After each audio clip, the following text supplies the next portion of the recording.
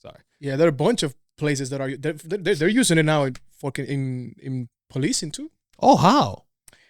They just go by what the camera says, by the body camera. You don't have to do a report anymore. Some places are like, So it like transcribes it? yeah, No, it doesn't. word by word, sentence by sentence. Obviously, things don't get, Of course. because what you perceive is not the same as what the camera shows. Yeah.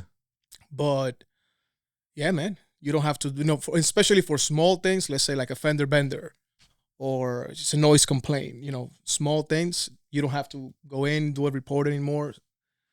They just like, you upload it and the camera gives you the whole conversation and thing. Some PDs are doing that, like a pilot program. So it's not like fully. That's so integrated. weird. I feel like, I guess anything government related, I always feel like they're using fucking DOS. Yeah, like depends. It depends the budget, depends which PD, depends which. Oh, that's true. Like NYPD doesn't have the same budget as small town from, I don't know, whatever. Yeah, That's wild. Yeah, no, but the thing is that the camera doesn't show a bunch of things. For example, let's say you're trying to like arrest somebody and they're telling you, oh, I'm not resisting, but you can feel them tense up. Yeah. The camera doesn't show that. The camera is only catching hey, I'm not resisting, but he's tensing up and you have to like, hey man, stop. That's what you tell. Stop resisting. Hey, stop, sir. Yeah. But dude, that's one of that's what the camera doesn't capture, right? So those are the things that in the report it's not gonna show. You have to actually put it in there. Like when I was doing this, the person didn't follow the. Yeah. So that's those. Oh, okay. So wait. So do you guys use it by any chance? No. Oh, thank God. Because I was gonna say like that gets crazy. Yeah. Because fuck around, like now, like if you go to court or some shit, they're gonna be like, well, that's what Olaph wrote, but this is actually what the unbiased whatever machine actually recorded. And you're going against yourself. It can you can. It's your words. Your reports are your words. Yeah. It's what happened through your eyes, right? So you're not gonna just submit a report without you reading it. No. I'm saying like in the future. Let's just say like a couple of years ahead. Like when I'm assuming you're gonna get to a point where you don't even have to do the report. No. That would never happen. Thank God. Because it's your word that has to go to court. Okay. It's you who's going to court. Like that report is you. Oh, is that the intention of it? Yeah. That's why a police officer doesn't even need to go to court, to go and testify to court, because when you go to court, you only go by what you put in the report. You're not going there. You don't remember anyway. Exactly.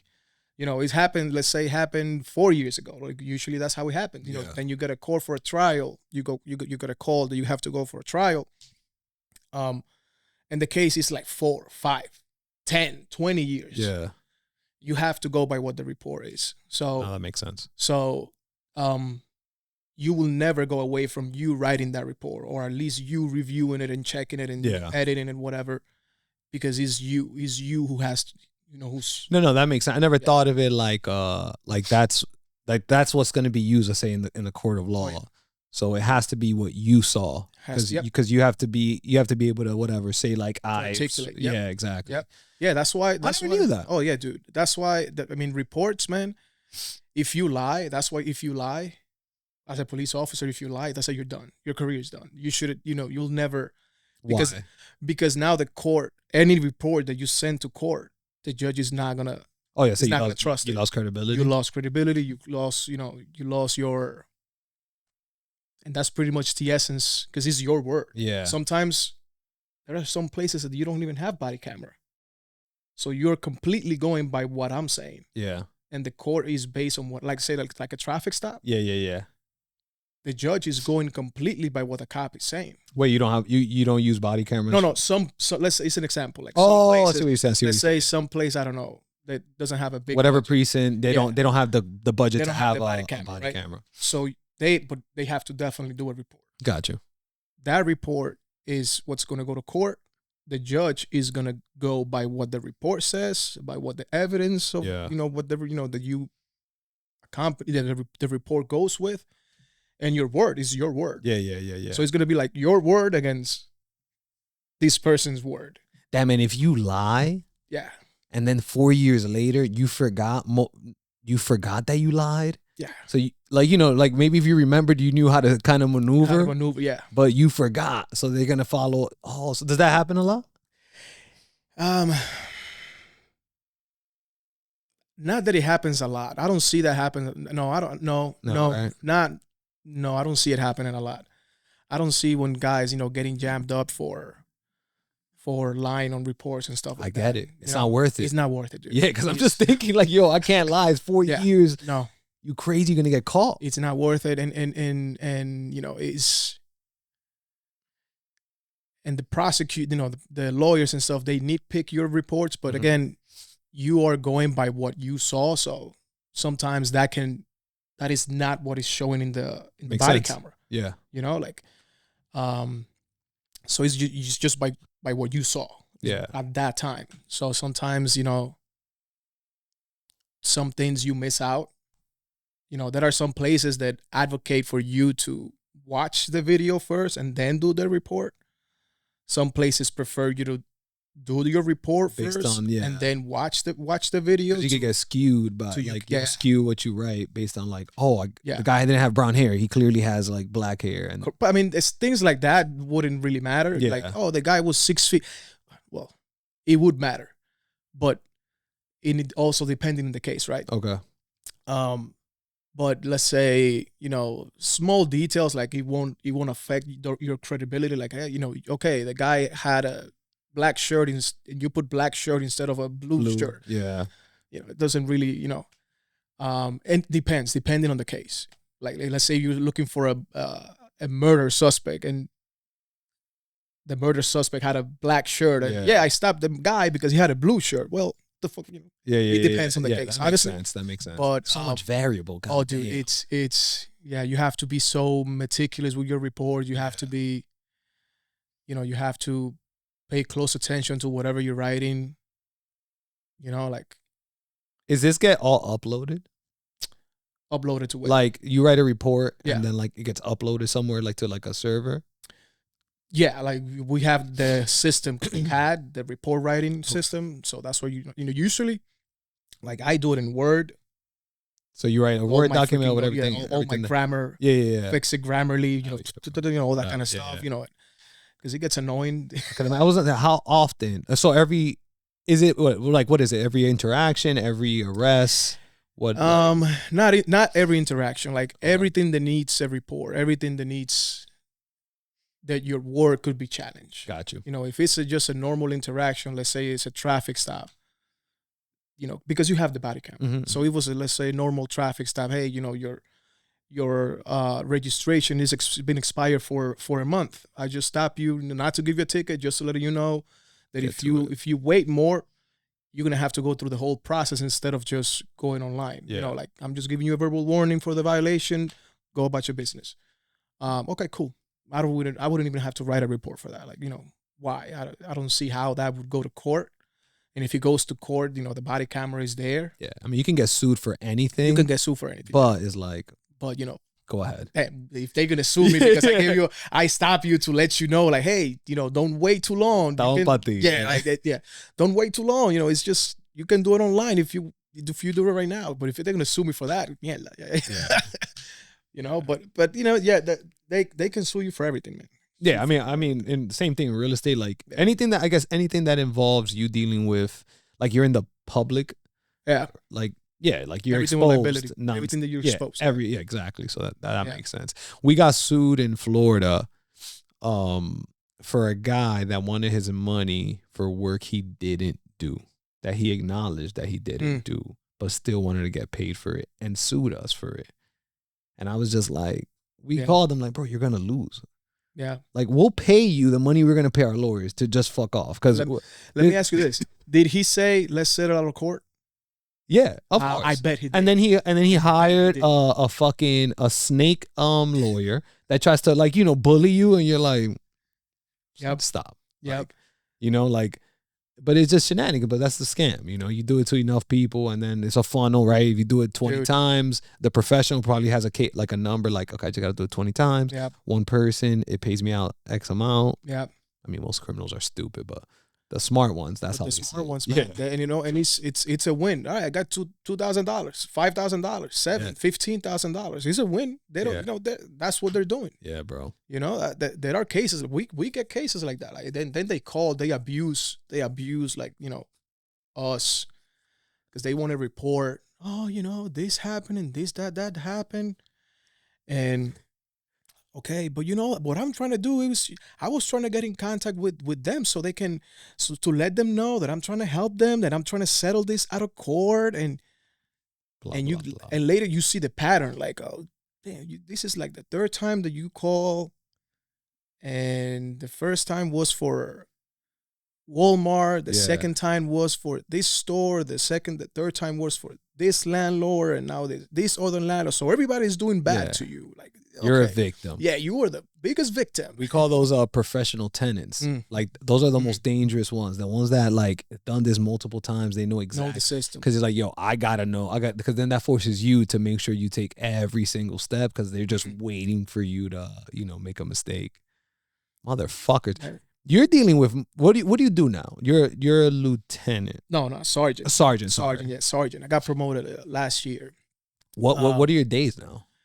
Still pretty much the same. Oh, for real? Yeah, because it's small PD. Okay. Small PD. So my shifts is 3, 2 at minimum 4. Like in a fat day, it's like 5. Yeah. Depending on the amount and the between, let's say between 8 p.m. to 2 a.m. is like 4 or 5 of us. Yeah. Nobody gets, you know, nobody calls out sick. Yeah. That's what usually happens. I get it. So now it's more reviewing reports, making sure that everything is right. I'm doing most of the training now. That's hilarious. But I'm still taking calls. You know why this is hilarious? Because I just picture you, I picture Jeremy, I picture Manny, and then I think about the stuff that we do and how I'm like, we have no business. Like we should not, like, I just think of us and I'm like, yo, us responsibility. They gave us a gun. This is crazy, bro. Jeremy out here like in newspapers, his reports, his cases. His cases. I'm like, Jeremy's like, I shouldn't be writing this. Dude. But you know what? It's funny you say that because that's one thing that in my opinion has to change in the policing profession. Yeah.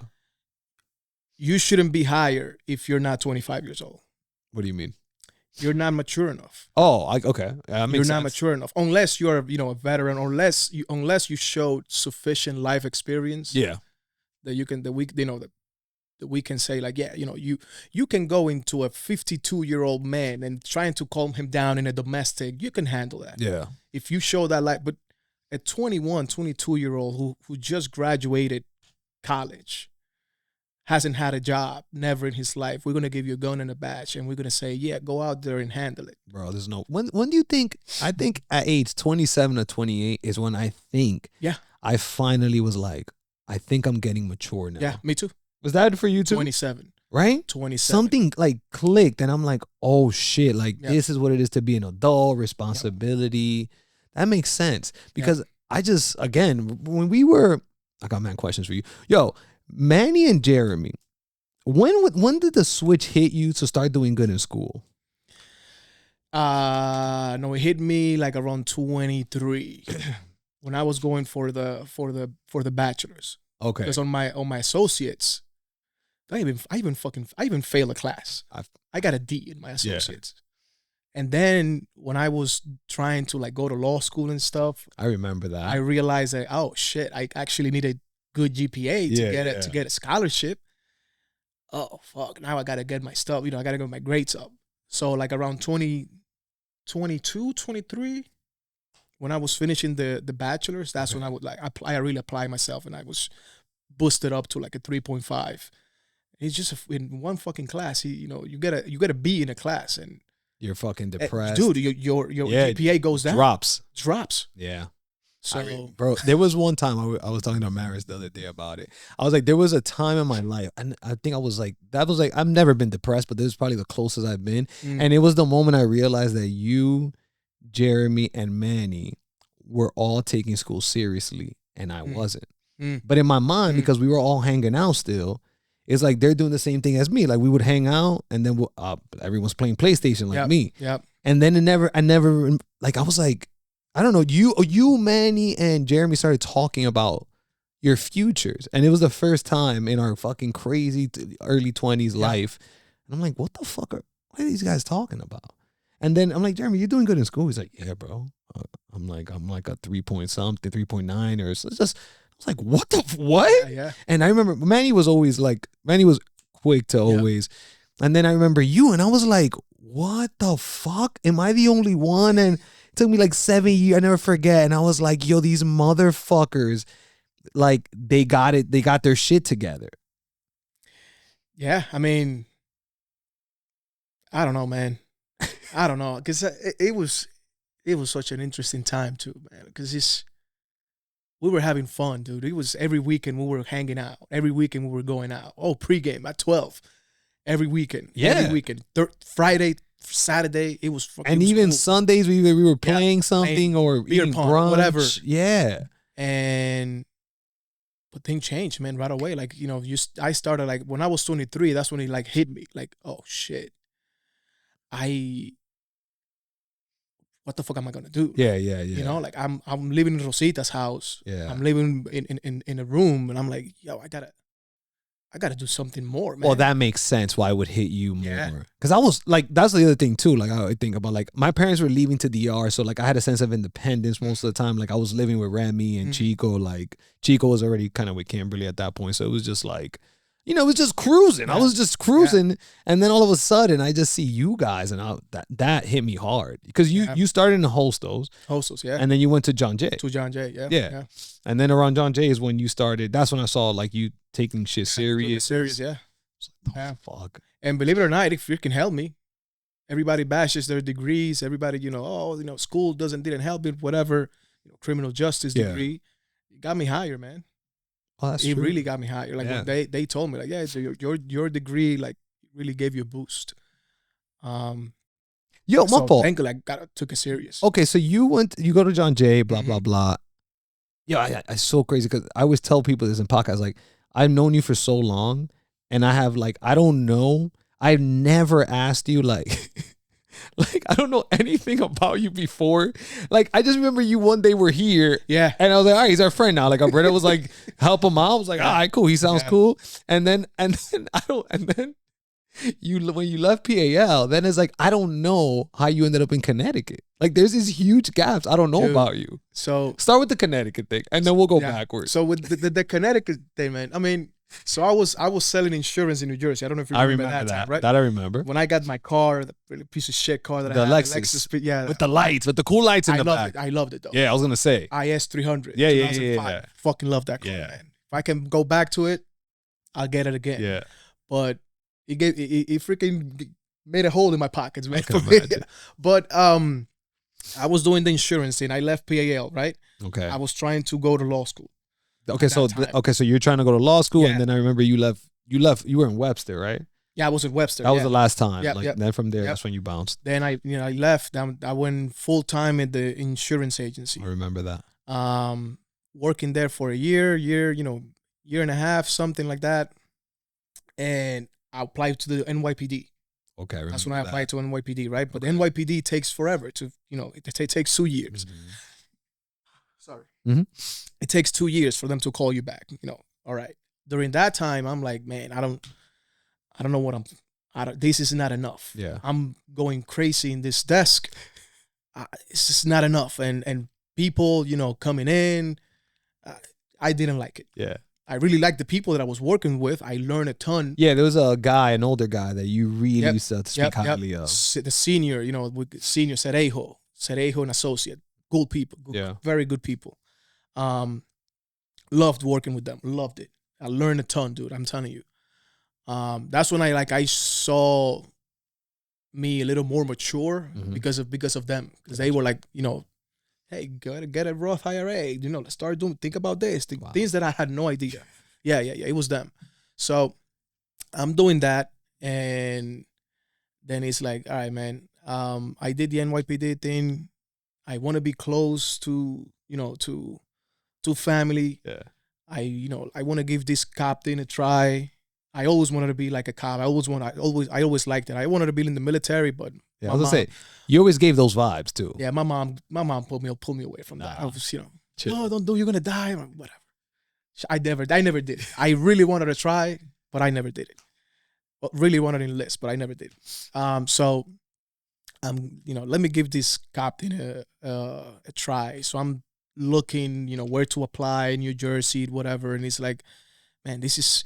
So I have to go to each and every fucking PD to apply. Like, that's crazy. I didn't know that. I have to, because it's especially New Jersey, for example, Bergen, let's say Inglewood has a PD, Rahway has a PD. That's true. Linden has their own PD. Every town has their own PD, right? So I have to go through every freaking town to apply.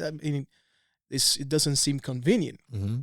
So then I look into Connecticut, how to become a cop in Connecticut, and then I saw a webpage police app, which you can, from one application you can apply to fucking 20 PDs. Oh, dude, one night, man, I applied to like 25, everything, and within 3 months, that's like around 2016, 2015, 16, 17. Great year, man. Yeah, 2016, boom. They, applied to Connecticut, applied to Coventry. They called me within months, within like maybe a month. Oh, I see that that you're applying. Come and take the interview. Come and do this test. Come and do this stuff. And within 3 months, hire. That's crazy. Hire.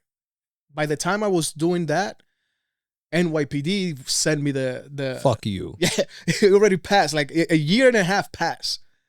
And NYPD sent me the whole, okay, let's start your process. Let's start your medical and stuff. Like, man, I'm on my way to go to the academy, you fuckers. Yeah, bro. They did the same shit to me, bro. It took me 3 years. Yeah. I took the exam, and then they found out I had a torn ACL. I didn't want to tell them. And they found out because I ended up, I think I had the surgery, and they were like, well, you ain't tell us. I was like, why should I? Like, so then I guess they put me in the back of the list. And then 2 years after that, they were like, oh, you can join the academy. I was like, yeah, 5 years later, I'm like, I'm good. Yeah.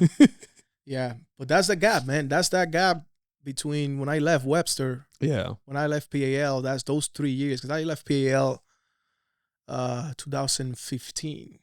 Sounds like 2015, maybe 2016. 2015. Then I was working in the insurance agency for like a year, 2016. And then I went to the academy in 2017. Yeah. That's crazy. Yeah. And when did you meet Jody? So I met Jody in 2016. Good year. 2016 was a good year for everybody, man. 2016 was a great year for everybody. 2016, yep. Met Jody. That's when we were in Inglewood Bar and Grill. Oh, that's right. Next to the gas station. Yeah. Lewis was there, and then Yeah. She shows up. So she shows up. And then where is she living? She was living in Yonkers. She was living in the Bronx. In the Bronx. Time, Okay. Yeah, she was living in the Bronx then, No, for sure. I'm just trying to see. So you were still here? I was still here, yeah. Yeah, okay. I was still in Rosita's house, yeah. Damn, the timing was perfect then. A little too late, and it would have never happened. That's what I'm thinking about. Like, it would never happen, especially because she was gonna go to grad school. Chicago? Yeah. She was going to go to Chicago. I remember that. Yeah. For journalism. Or some kind of something. Yeah. Wow. That's fun. You guys ever talk about that? Yeah, here and there. That's so crazy. Yeah. Yeah, that year, dude. A lot happened that year. Yeah. I think I got with Amaris as well. I think because we were about to have 10 years. Yeah. So 2016, that's when I also got with Amaris. Yep. That's fucking, because we were playing softball. Yep, softball. Yeah, that's the softball year. Yeah, those were the softball years. Yeah. So man, that's true. That's true. Softball. It was a great year for all of us. But it was fun, man. Oh my god, that was I love those moments, man. Those we're having so much fun. Again, what I fucked up at, which I don't care, but it's like I thought we were just having fun. I was such a late bloomer to the party because I did not know. I just remember you. Well, Jeremy, when he left PAL to join like with Birdo and the Advocate, I already knew like, okay, my boy's got his shit together. Manny was always by himself, but me and you used to hang out a lot because we would do the boxing together a lot. We would always like drive together. We lived close to each other. And then I saw you. I'm not gonna lie, you were like the last draw. I was like, yo, nah, that's it. And then I was the last one left in PAL. Yeah.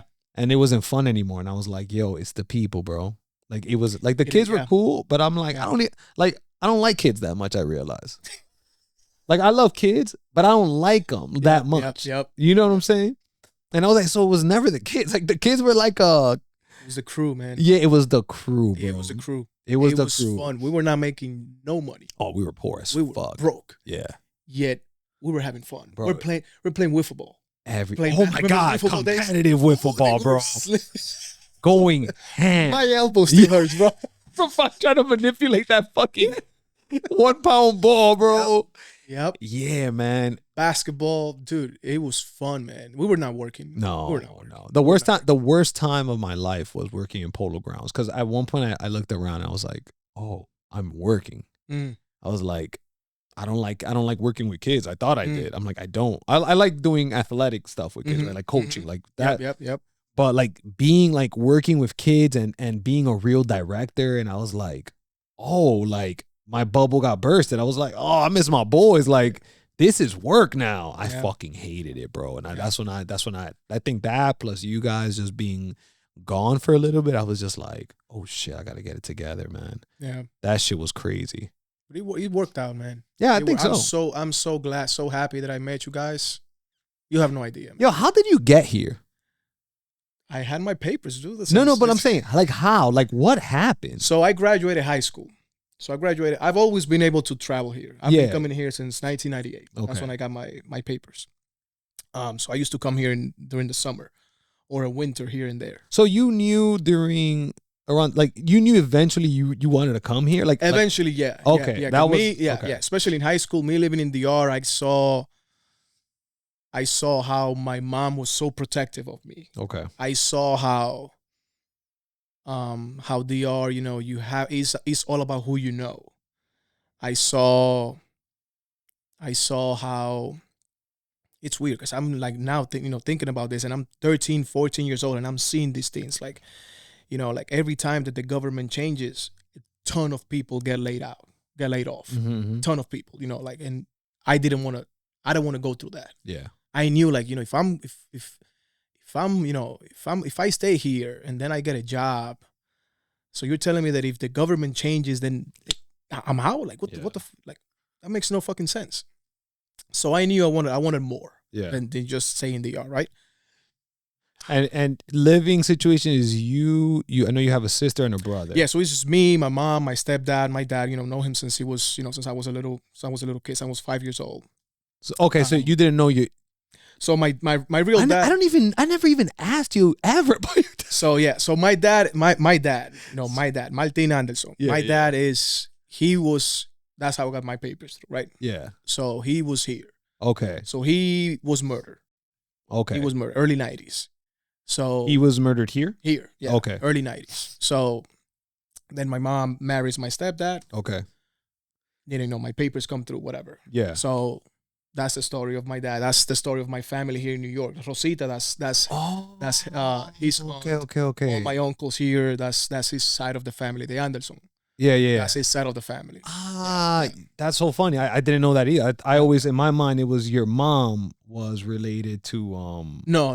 Rosita is Rosita, Alberto, Yeah. all of them, they're related to my dad's family. Got you. Yeah. So then 14, 15, 17. So I'm 17 years old, right? And then I'm done with high school, and I'm like, all right. No, actually, I'm 15. Okay. I'm sophomore year, and I'm like, yeah, I want to go to New York. I want to go to high school in New York. Yeah. Everybody was telling me, oh, George Washington, the G-Dub, my aunt, because that's where my aunts went. Yeah. Oh, the G-Dubs, you're going to love it. Whatever, high school over here is cool. It's blah, blah, blah, blah. And I'm like, you know what? I'm going to go.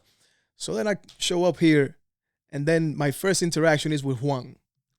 And Juan goes like, yeah, this is gangster here. I'm like, what do you mean? Yeah, this is gangster here. You're not gonna, this is not DR. I'm like, yeah, what the fuck you mean?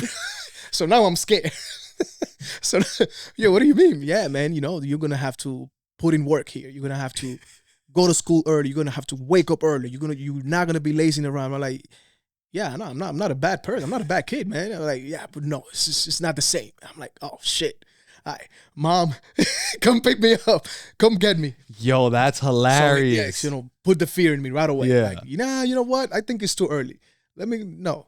Then I left. I went back to DR. Then, 17 again. You know what? Let me go. Now I'm going to go to college. Wait, let me ask you something. How did you, the relationship, so if your dad passed away or got murdered early, how, like, what was the connection with you and like, I'm trying to see, like, how did you guys stay in contact? If, like, did they make an effort? Like your dad's family? Oh yeah. My aunts, yeah. You know what I'm saying? Because I'm like, how did the connection stay tight? My dad's mom, she always lived down in the DR, so I used to live with her. Oh, me and my mom. Okay. I didn't know that. Lived with her for my first 5 years. We lived with her until my mom met my stepfather, and they got married. Then they, of course, yeah. We went to live with him. But yeah, my aunts here, my uncles, I always knew them. They were always around. Again, I was coming here. Yeah, I was hanging around here. That's awesome. Yeah. It's cool that they, like, even though there was like, I guess it's so easy to lose that connection. Yeah. Now that you don't have the guy like, in between. Because damn, that was very important. Like move, like, I guess fast forwarding. Okay, yeah. So yeah, they were always around. They were always around. It's cool. So yeah, fast forward. I'm 17. All right, college. You know what? I'm gonna go to New York. Let's see if I can do it. All right, come here. Like then, John is he's not in there anymore. I'm with Berto. I'm with Rosita. Maybe the better move. Yeah. But it was cool. So I'm living there, right? Whatever. And yeah, the first year is all about like learning English. Bro, I came in no English at all, bro. No English at all. Yo, the way you picked that motherfucker up, bro, because unmatched. It was no Spanish for me. Like I said, you know what? I'm gonna listen to English music. It was English. Yeah. ESPN. I wasn't listening to and Berto didn't know Berto didn't know how to talk to that much Spanish. It was very broken. Insanely broken. Yeah. So I remember him asking me for help on his like college Spanish classes. Yeah. And then he was talking to me in English and I was responding to him in Spanish. Yeah. That's perfect. Because and that's how I picked up most of the things, little by little. Every year you can see a change. No, bro. I just remember when I met you. Yeah. And then like a couple months later, you just using like to the point where you're using slang and already. I'm like this motherfucker. Yeah. Picked that shit up like that. So, but you were fully immersed, like you said. Yeah, fully immersed, dude. I wasn't listening to no reggaeton, no nothing, no nada. It was just straight up English. Everything I was doing is straight up English, and I was fucking up all the time. My English was horrible. I fuck up still, but that's how you learn. Yeah. So yeah, man. Then I was 18 to be 19. That's when I met you guys. Yeah. I remember you came to like you coached or just some shit. It was it was one of those pickup games on Friday nights. Okay. On the Armory. Yeah. Okay. So you, Manny, Jeremy, you guys come in. And I'm like, all right, cool. Then you come in, we're playing basketball. And I fucking sucked. Yeah. But whatever, we're playing. It was all trash. But we're playing whatever. And then Berto introduced me to you guys. And all right, cool. Then I started working in PAL. Yeah. Because I remember you didn't want to work, but you were always around them. Like, I remember that. I'm like, just work here. Yeah. You're here anyway. Yeah. Just start working. Eventually, Jason hired me. Berto put me in there. Jason just wanted friends, bro. Yeah, we were in 48, PS 48. And dude, it was great, man. I'm really grateful, man, that I met you guys. Hell yeah, man. It was really we had a good I mean, Maris the other day, right? Owen, and me, we went to Niall's game. Yeah. Last weekend, I think. Yep. And Maris like, it's crazy how these kids, they don't hang out, but whenever they hang out, it's like but I'm like, you know why, right? I'm like, that's not a coincidence. It's because the adults that raised them are all like we're all, even though Olaph lives over there, Jeremy, we're all aligned with with principles. So like that gets given to the kids, and without the kids even knowing, they know how to play because they're like it's like through us. Like that's all it is. I believe it. Yeah, I believe it, man. And it's also like I guess the connection we all have. Like if Owen's next to me, if Niall's next to me, like they're my kids now. You know what I'm saying? Like, and though like it's and I know it's the same for everybody, but it's just like I don't know. It's just we had all of us had such a great connection. And by the way, we all turned out pretty good, which is insanely good, man. Those odds aren't high. No, it's for the old four of us, to family men, all got their careers, all doing good. No, nobody's on some fucking tecatos, or drugs. Come on, man, that doesn't happen. We all still hang out. We all keep like, you know what I'm saying? It's fucking great, bro. Yeah. And believe it or not, you know who I also give the most amount of credit for that? Berto. Yeah. I knew you were gonna say Berto. Yeah. 100%, man. Because he was the one, because even though he was hanging out with us, I mean he's 5 years older than me. He's like 3 years older than you, right? He was always hanging out with us. But he was still like hey, stay over here. Stay on your lane. Stay. Yeah. Hey. Stay here. Even though he was right there with us, doing the same thing we were doing, smoking the same hookah, and going to the same bars and drinking the same drinks and chasing the same women. That's right here. Stay on your lane, man. Don't go crazy. Hey. You remember when he told us like that we were good kids? That was one of the most like humbling things I've ever like. He was just like, "You guys are good kids." Like I remember me and Jeremy were trying to be bad. And I never forget that because he was just like, he meant it he didn't mean to shit on us, like, but he was just like, hey, man, you guys are good kids. I was like, damn, it's true. We're pussy. Like, why are we trying to act like we look stupid? Like, we are. It's okay. We're good kids, man. Yeah. That's, dude, I'm telling you, man, that is one of the, like, pillars in my life. Yeah. That Same. Friendship, our friendship, Berto's mentorship. Yeah. Without that, dude, who knows? Because you know how New York is. Yeah, bro. You know how New York is. You know, you can derail your future 100%. That easy, really easy. You know, it's another constant too. I don't know if this matters, but Berto, especially for us, like I was the only one in our group that had both parents. And my parents were very like, go do you. Yeah. So like I had two parents, but they were also like, do whatever the fuck you want. Handle like, it. Yeah, go, you got it. So having Berto, especially for our crew, was mad important. Yeah. Because Germ's dad was in DR. Your stepdad was, your parents were in DR. Who else? Manny's dad, like I know they like whatever with his parents, but like we had like at least somebody like even having like a home base like Haz's house. Yep. Was mad important because even though we used to do a lot of wild shit, bro, you know what's crazy about Haz's house? You know what was under him? The lobby. The lobby. That's why they never called the cops on us. Wow, I never thought of that. Clutch. It was the lobby, and under the lobby, it was the basement. Yeah, the basement. For garbage. So that's why they never called the cops on us. Dude, now that I think about it, they never called the cops on us. There's nobody under. Wow. That saved us. I was talking to Berto about it because I was like, yo, how did no one... You remember the parties? Oh, dude, insane parties. It was legit be like 80 people in that house. Yes. And I'm like, yo, this is dangerous. Yes. Like we had no control what was going to happen. And Manny's house, the basement. The basement, yeah. Same thing. Yeah. Oh, that's true. Those things matter, man. Wow, man. I had no idea. But Haz's house, they didn't have anyone under. That's why we got away with everything. By the way, forgot to add that. I never knew that. Because that poor apartment, bro. I don't know how those floors are still like holding strong, bro. I freaking love that place. Me too, bro. So many memories. You remember, like, I remember us playing darts and there was just a bunch of holes on the wall. Yeah.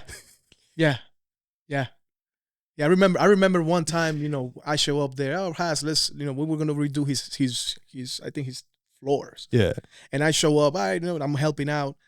and I drink one of those Four Locos. Remember the Four Locos when they first came out? Bro, I remember, bro. But I drank 2. My boy died. I did the whole fucking. I scraped the whole fucking floor on top of the Jack 3D that we were taking at that time. Yo, it's funny how all those things are banned, bro. Yeah, isn't that crazy? Yeah, that is very crazy. I remember Jack 3D used to have us, bro. Wired. Oh my God, wired, man. Wired. My God. Wired. I remember me and Jeremy, bro, because me and him always bump heads like brothers.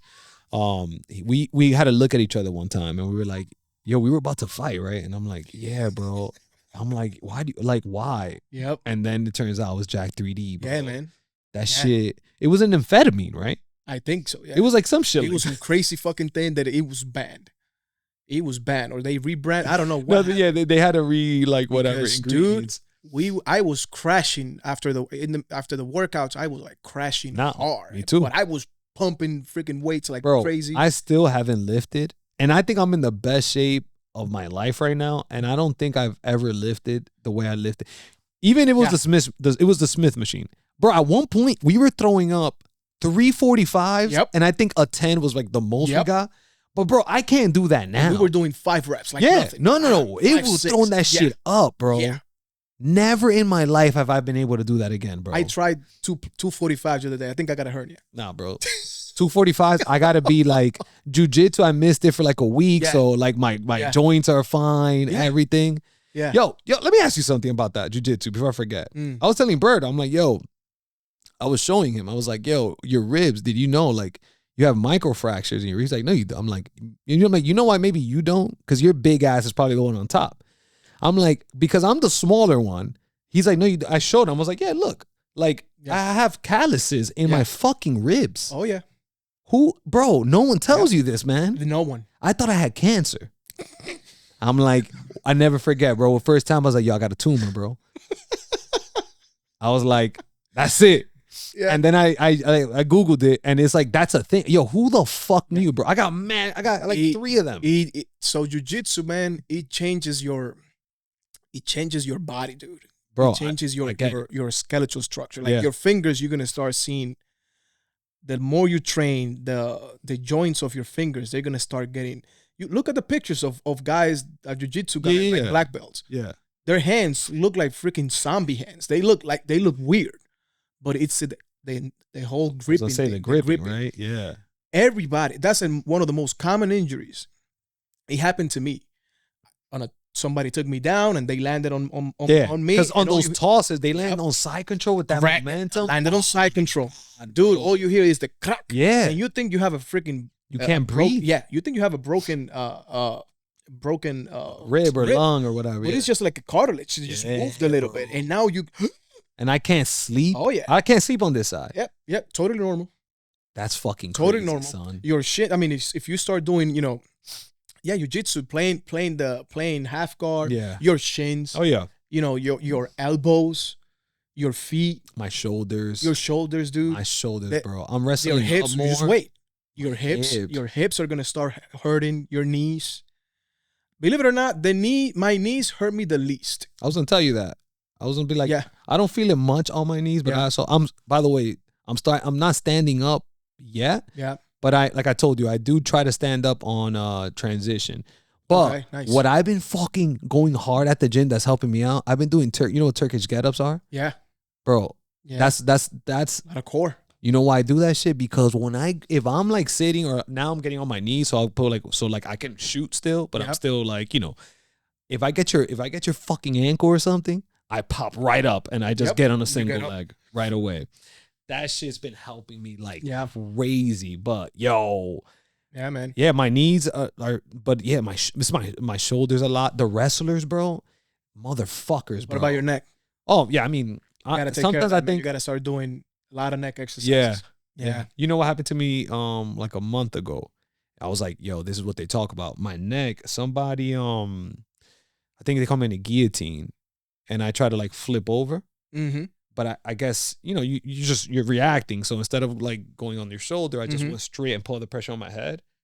And when I land, I couldn't feel this bone on my neck. Yeah. And I'm like, oh, I did something. So I got feeling like the next day is when I was able to feel this bone again. That's scary. Yeah. I was like, scary. don't do that, Ronny. Yeah, no, that's scary. That's one that you have to like pay attention to. Yeah, no, I took a long break because it's different when you feel a sting. Like you go for a double leg takedown and the guy's collar, rock. Yeah. Oh, when you feel a sting, like whatever, it's just a sting. But when you start losing feeling, like I've seen people, oh yeah, I lost feeling on my shoulder, on my arm. Like, bro, that's nerve damage. I'm not rolling with you. No, I'm not. Yeah, but I'm good. No, I'm not rolling with you. You have to take care of that shit. Yeah, bro. Because that's nerve damage. Yeah, that's your spine. Yeah, bro. People think like, oh, my back. No, this is your back too. Yeah. Your neck is part of your back. And it's exposed too. And it's exposed. Yeah. And it's not as strong because we don't train like, normal people. Yeah. We don't train. We don't do neck exercise. No, right? With the shrugs, that's not enough. No, and that's your back still. Yeah. The shrugs, You're not. We don't train our neck. So you have to, man. I don't know. That's what I've been doing. A little 5 pound and just start, laying on a bench. And I just started doing this while I just like smile like this. I just start doing that little by little, slow. But you have to because it one of those injuries, man. There are a ton of cases like that. Yeah, bro. You know what it is too? Like I get it. Like now that I'm being more offensively minded, like these wrestle ups, these like I guess from half guard. What I used to do a lot, to try to escape, my go-to was like try to get a hook and then just find the sweep. I'm like, fuck that. I know how to like but now that I'm like working with a wrestler now more. Yeah, it's way funner. So I understand. Like again, you always say underhooks, but it's one thing to say it and you do it, but you still don't know why you're doing it. But like for like that half guard, when you get that underhook and you kind of toss the person up a little so you can slide out. And instead of, like I said, a sweep, you grab that guy's leg, pull it out. And then you come up and you wrestle up. The thing with that is that like what I'm learning is like if I don't use my head to pin that shoulder, he's gonna turn and catch me in a guillotine. Yes. But all that stress, I'm like, yo, my point is the more I'm shooting, the more I see the exposure of that head fucking having to do work. Oh, and just wait. That's not even the beginning of it. You'll see how you use your head for everything. Yeah, bro. Head position. And man, and during the training, the police training that I've been teaching this, because I'm even for the SWAT team, I've been teaching, dude, it's all about head position. Yeah. When it comes to self-defense, because I'm looking at jiu-jitsu now a little bit different. I'm not looking at it like sport jiu-jitsu. I'm looking at it a little bit different. I'm looking at like how I'm going to apply this thing out there. It's all about head position, man. It's crazy. If I have you on the ground, I have to have head position. If I'm doing a takedown on you, I have to have head position. If I'm controlling you on a wall, I have to have head position. Head position, dude. Because give me an example. I'm gonna give you a perfect. I can give you an example for each thing. Give it to me like outside though, not in the gym. Outside. Let's say somebody's going after your gun, right? Remember, you know that you are stronger, right? With your hands, of course, the closer that you have, you're using your biceps, your shoulder, back muscles. Yeah, you're not strong extended. Correct. So the most important thing on defending your gun, if it's in the holster, I want to have you extended. Okay, that makes sense. So I want to have my head under your chin. Yeah. So you won't be able to do this. So you won't be able to do that bicep, curl. Yeah. So I'm going to have you extended like this. Now that I have you extended like this, by having my head position where you're supposed to, now I can attack the grips. Yeah. Now I can attack, the grips or whatever, your. Have you ever dealt with that? Like on the road, like on the actual, like in action, like no. Thank God, bro. I was like, yo. No, thank God, dude. No, I haven't. No crazy stories that I've had. No fucking crazy thing. But that does make sense though. That is the head position, dude. If I have you on the wall, look at the MMA guys. Look at the MMA fights. It's head position. Oh yeah, 100%. Because even if you're here, I can hit you, but can I really? Because I can hit you. Yeah, I can hit you. I can bust a lip, but can I knock you out doing this? Yeah, I can't. Yeah, unless you're 120 pounds and I'm 230. Yeah, exactly. But you're safe. It's like you're so close that you're gonna be safe. And the same thing is on the ground. If I want to pass the guard, I would have to. That's a way of passing the guard. Head position, having you pinned down, having your shoulders pinned down, your neck, your head pinned down, and pass. Yeah. No, that for sure. Yeah. Like one of my favorite passes now is head positioning with off the body lock. Body lock, yeah. I love now when anytime someone comes on their elbow, now I'm like, yes. Head position. Give me, and exactly. And then the first thing is like body lock and fucking make sure that head is on there. Because the first thing they're going to try to do is like pop that shit up, right? Yeah. So once you start realizing how important your head position is, oh, dude, you got to start training this. So that's good to know. You have to start training this, man. Yeah, man. Nobody told me that. So... I had a bunch of tweaked it and this happened. Oh, that happens to me all the time. Because I'm shooting now for the first time, and it's like the guy that's helping me out a lot, the wrestler, dude, he's a monster. He's like 240. So I work with him, and I pay the price every time, which I like. He's worth it, dude. Exactly. He's worth it. But he's like, yo, your head, you're gonna shoot. He's like, there's only one way you're gonna learn. He's like, that I've learned. You gotta keep shooting. Yeah. And you're gonna learn that every time you fucking pop that head out, you don't go behind the person's, or at least parallel to the person's side. Mm-hmm. And if you don't come up, these motherfuckers are gonna grab that neck every time. Or you look down. If you shoot looking down, oh my god. And that's or which is even worse. I went straight down, and the guy grabbed a collar tie and just threw me to the floor, bro. There's nothing worse than that because you don't have time to put your hands. Yo salí un día todo esto guayao. I believe it. It's like embarrassing, because it's like, cause you don't have time. You shooting, bang. They sprawl. They just. Oh my god, yeah, bro. That shit hurts. Yeah, it's. Yeah, dude. I mean, the way they explain that to me is it's not when you're shooting. It's not your head. Your head is up. You have to look up. That's the way I look at it. That's the way I put it in my mind. Like, I have to look up. By me doing that, I know that my head is going to be up. That's a good way to think. Look at the ceiling. Look at the ceiling. Every time I'm shooting, I'm looking at the ceiling. Look at the ceiling. If I'm double leg takedown, I'm looking at the ceiling. If I'm on a single, I'm looking at the ceiling. That forces me, obviously, to have my leg up. No, I'll try it because I'm getting guillotined a lot right now. Yeah. Part of the journey, man. Yeah, no, I love it. Yeah. And that's something that you really have to train for it. Defend it. Yeah, because that's one of the most common things that is going to happen on the street. That's why. By the way, that's why I'm practicing it now. Like I like the shooting, the taking down. Yeah. Because the other thing too is you can't jab, but I like the going for collar ties. Yeah. Because it's this the way I'm shooting for collar ties. If you're standing is the same. Instead of this, it's just this. Yeah. In my mind. So it's the same way you bait for that. I'm like, oh, I see it. Motherfuckers overshoot, defend the collar tie. You have to just whoop over and under. Yeah. It's pretty cool. So I'm learning it now. And like you said, I used to be afraid of my knees. But what I'm learning now is I'm learning defending takedowns is how to before what used to happen to me, I used to sprain my knee all the time. When I would stand there, I'm like, I gotta stop. It's because I would get too stiff. Yeah. Because I don't know what's coming. Okay. Now that I have a better idea, oh fuck, I gave up one leg, bring the other one back. Yeah. Stay light, Ronnie. Stay light on this leg. He has it. Don't get stiff, because then that's when the tension builds, and that's when you can get hurt. So I'm learning that. Yeah, that's a good observation there. Yeah. And it's all about who you're training with. That too. When you're a white belt, you want to learn takedowns. You want to do, you want to stand up and stuff like that. But if you are doing it against another person who has no idea what they're doing, and both of you are not experienced, somebody's gonna get hurt. Yeah, bro. Especially on takedowns. And leg locks too, leg lock, all that shit. That's why they don't teach it as much to to beginners. Yeah. But again, it doesn't. I mean, you still have to work on it. Yeah.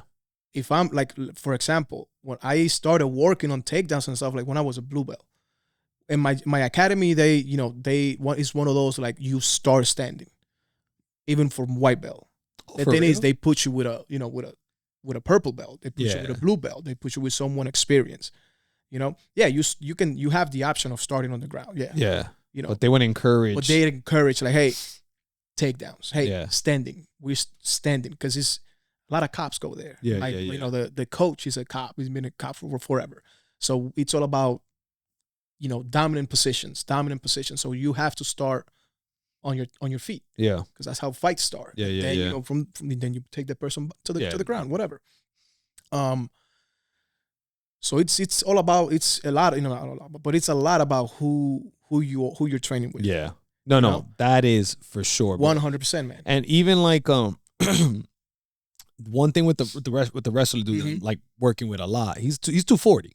Yeah. And he has the wrestler mentality. So like, I mean, he's pretty fresh, but now he's finally adapted where he's good enough that I'm like, okay, I can roll with him now. And like he like he concedes certain positions if I earned it, as opposed to sometimes, bro, like he has what? I'm 180, he's 240, 250. Yeah. Like he has like 70 pounds on me. Like there's only like at that point jiu-jitsu might not work. Like he can just literally just grab my leg and like lift it up. But now that he can concede positions, now will work. Like now, and he'll give me something like, you know, if he needs it. And that's perfect. That's what I need too. Yep. But it's like still like, let me work too. Like another thing too, he can break my arm pretty easy. And there's positions because he's wrestling, which is awesome, by the way. Like it's a quick example. Like one thing that I'm learning with him, that's why I like it, is that like I've been taught like side control, right? So let's say I get in side control and work your way up. And then like if you do something with leg locks, those are the people that in my experience that like would these are not purple belts, these are like people around my thing. If they do like legs, then if I'm like framing and they can't go up, then they'll work their way down to a leg lock. Let's just say like for an example, this guy, because he's a wrestler and he's more on like pin theory. If I would frame him that way, something super awesome. He'll go with me and he'll just shift hips, face down to my legs, keep his weight heavy on the inside hip of mine to pin that one. And then he'll grab my leg on this side and drag my leg all the way and he'll turn his body. So he pins me down. Interesting. Right? It's crazy because he's taught to pin. Yep. So he's like, I don't care which way I pin you. Like, so I'm going to control your legs, your movement by putting my weight across here. Yep. And so you can't lift to come off. I'm going to grab your leg and I'm going to drag that motherfucker to the inside. Yeah, and then from there he can just go to mount. I can't also, because then your natural reaction, because his back is right here. And if you don't like, while he's doing that, if he gets high enough where like you have a little second where you can kind of frame the armpit and control, like, so he can't control your hip and you're going back and forth. But if you let him go back, you're gonna break your fucking hand, number one. Yeah. Like, and you're so tempted to reach forward, but you're dumbass, like you don't it took me like a month to realize, like, if I can let him get up this high, like I can try to grab him, but it's like he's just gonna lean back, and while he's leaning back, he's gonna take my leg with him. So you're just pinned. You're pinned. And he's gonna just fuck around with you. And he's gonna let you get tired and all that. And then when he's ready, then he's gonna swing his leg and just mount up when you're fucking exhausted. I hate that feeling, man. Fucking wrestling. I hate that feeling. I hate that. It's because they own you, right? It's like, yeah, bitch. Dominant. Yeah. And that's the difference between jiu-jitsu and wrestling, man. Is that wrestling is all about dominating. They're dogs, bro. Dominate. In jiu-jitsu, you have, a few seconds where you can stall, right? You pass the guard, you stall, you cook the person, whatever.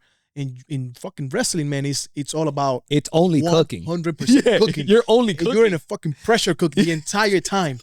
And it's both of you going 100% at all times. I love rolling with them, and I hate it at the same time. I know. But man, what you learn though, bro? Yeah, you learn a ton. Yeah, because like everything, all his entries, everything is like, because I'm like, all right, look, from jiu-jitsu, okay, but I'm like, it starts with, right? You have to like they call it the 3 C's in my gym, like what is it? Connect, collect, compress. Okay. So like, his connections, like you gotta connect first. And like this man connects like no person I've ever seen, because all he wants to do is pin you. Like, yeah, like when it comes to like, he'll try to catch me in Americana, and then like I'm like I'll put here, and he's like, what the fuck? Like I'll put my hand on the floor. He doesn't realize why he can't, or he forgets that he gotta bring me down. Bring it down, yeah. You know, those things, whatever. But like in terms of like pinning me down, yo, this man. And just it's just embarrassing what he does, but you learn so much. And at the same, and also it's, you gotta put it into perspective. This dude has been rolling. Oh, he was like a college wrestler. He's not a white belt. No, he's not a white belt. Not at all. He wouldn't go to a tournament. Yeah, and he wouldn't go in as a white belt. No, would have let him. Yeah, he will fuck people. His experience is, on the ground.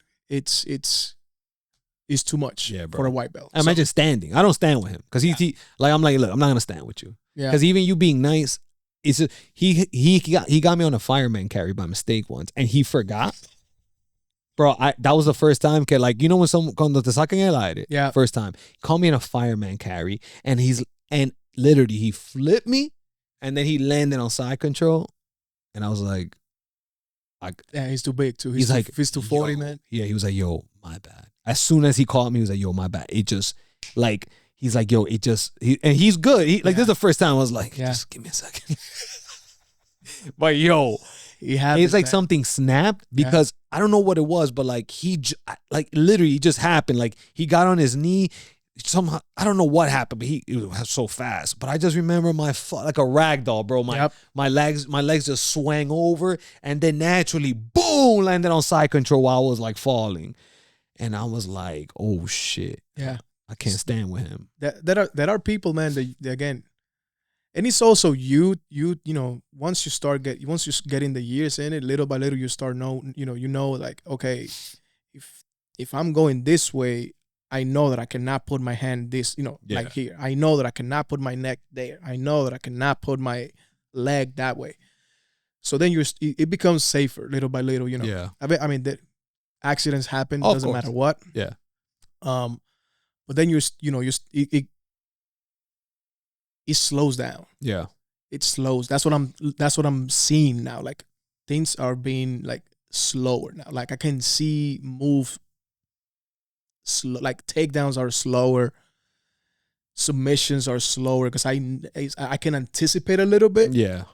Like I know, like, hey, if he's going this way, I know that these are his options. Like, I don't know. It's just like you can see things a little better. So it slows us down. It slows down. Are you like, I was talking to Birdo about this.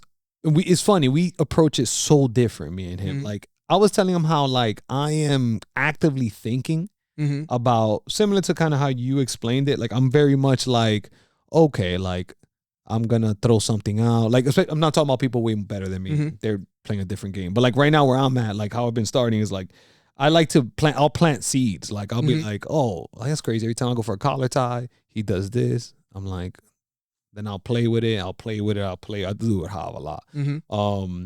And then I'm like, okay, now I'm gonna set that up, and I'm constantly doing that. Yep. Birdo's like, that's so funny, Ronny, because I absolutely don't think of nothing. Like I'm instinctual. He's like, I'm like instinctual. So like, it's just, I need reps. So like someone touches me here, I know that naturally, he's like, I don't think about what I'm gonna do. I just know that I'm like, oh, he opened up. Let me get an underhook here. Yep. Let me switch positions.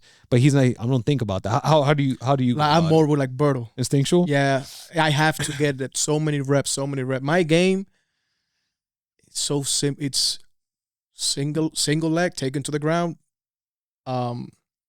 Side control. Then from side control, I try to take your back. Rear naked choke. That's what you're shooting. That's what I do all the time. That's my game. Or now I'm trying to get a little fancy now, and I'm trying to work on, from my back. I'm trying to go for like lasso and stuff like that. But the whole setup thing, I haven't been there yet. I try. There are a few things that I do. Like for example, lasso, right? Lasso guard, lasso sweep. Yeah, I got you on a lasso. I'm on a deep lasso, and I give you my right side, let's say, for you to think that, the guard pass is there and you're passing my guard. And no, not really. I'm sweeping. Yeah. So, those things, they're there. And I play that sometimes, but that's more of reps for me. Wait, how do you go from just curious, from side control to back in a perfect world? I know there's always variable, but what's up? Side control, I go knee on belly. Okay. From knee on belly, depending on which side I'm at. Again, everybody has their dominant side. Let's say I'm on knee on belly. I go to my left knee on belly. With my left arm, I would reach for your collar. Mm-hmm. And then I just pull you up. Wait, say that Seat again. you up. Say it again. We're side control. Okay. I go knee on belly. I have my left knee on your belly. Yep. With my left arm, I will reach across to your collar. Yeah. Across. And I would just seat you up. Motherfucker. So you apply pressure on the opposite side to force the person to slide through the other one, right? So again, so when I'm going knee on belly, I'm pinning your right. If I'm on the left side. Yeah. So wait, your left side. I'm flat right now. Yeah. I'm on your left side. So you're here. Yes. So you're gonna put that knee here. Correct. Okay. And then what? And then with my left arm, I'm gonna grab your left side collar. Arm will be the outside arm. Okay. The outside arm. So you're gonna grab this one. Left side collar. Oh, okay. And I just seat you up. So you put.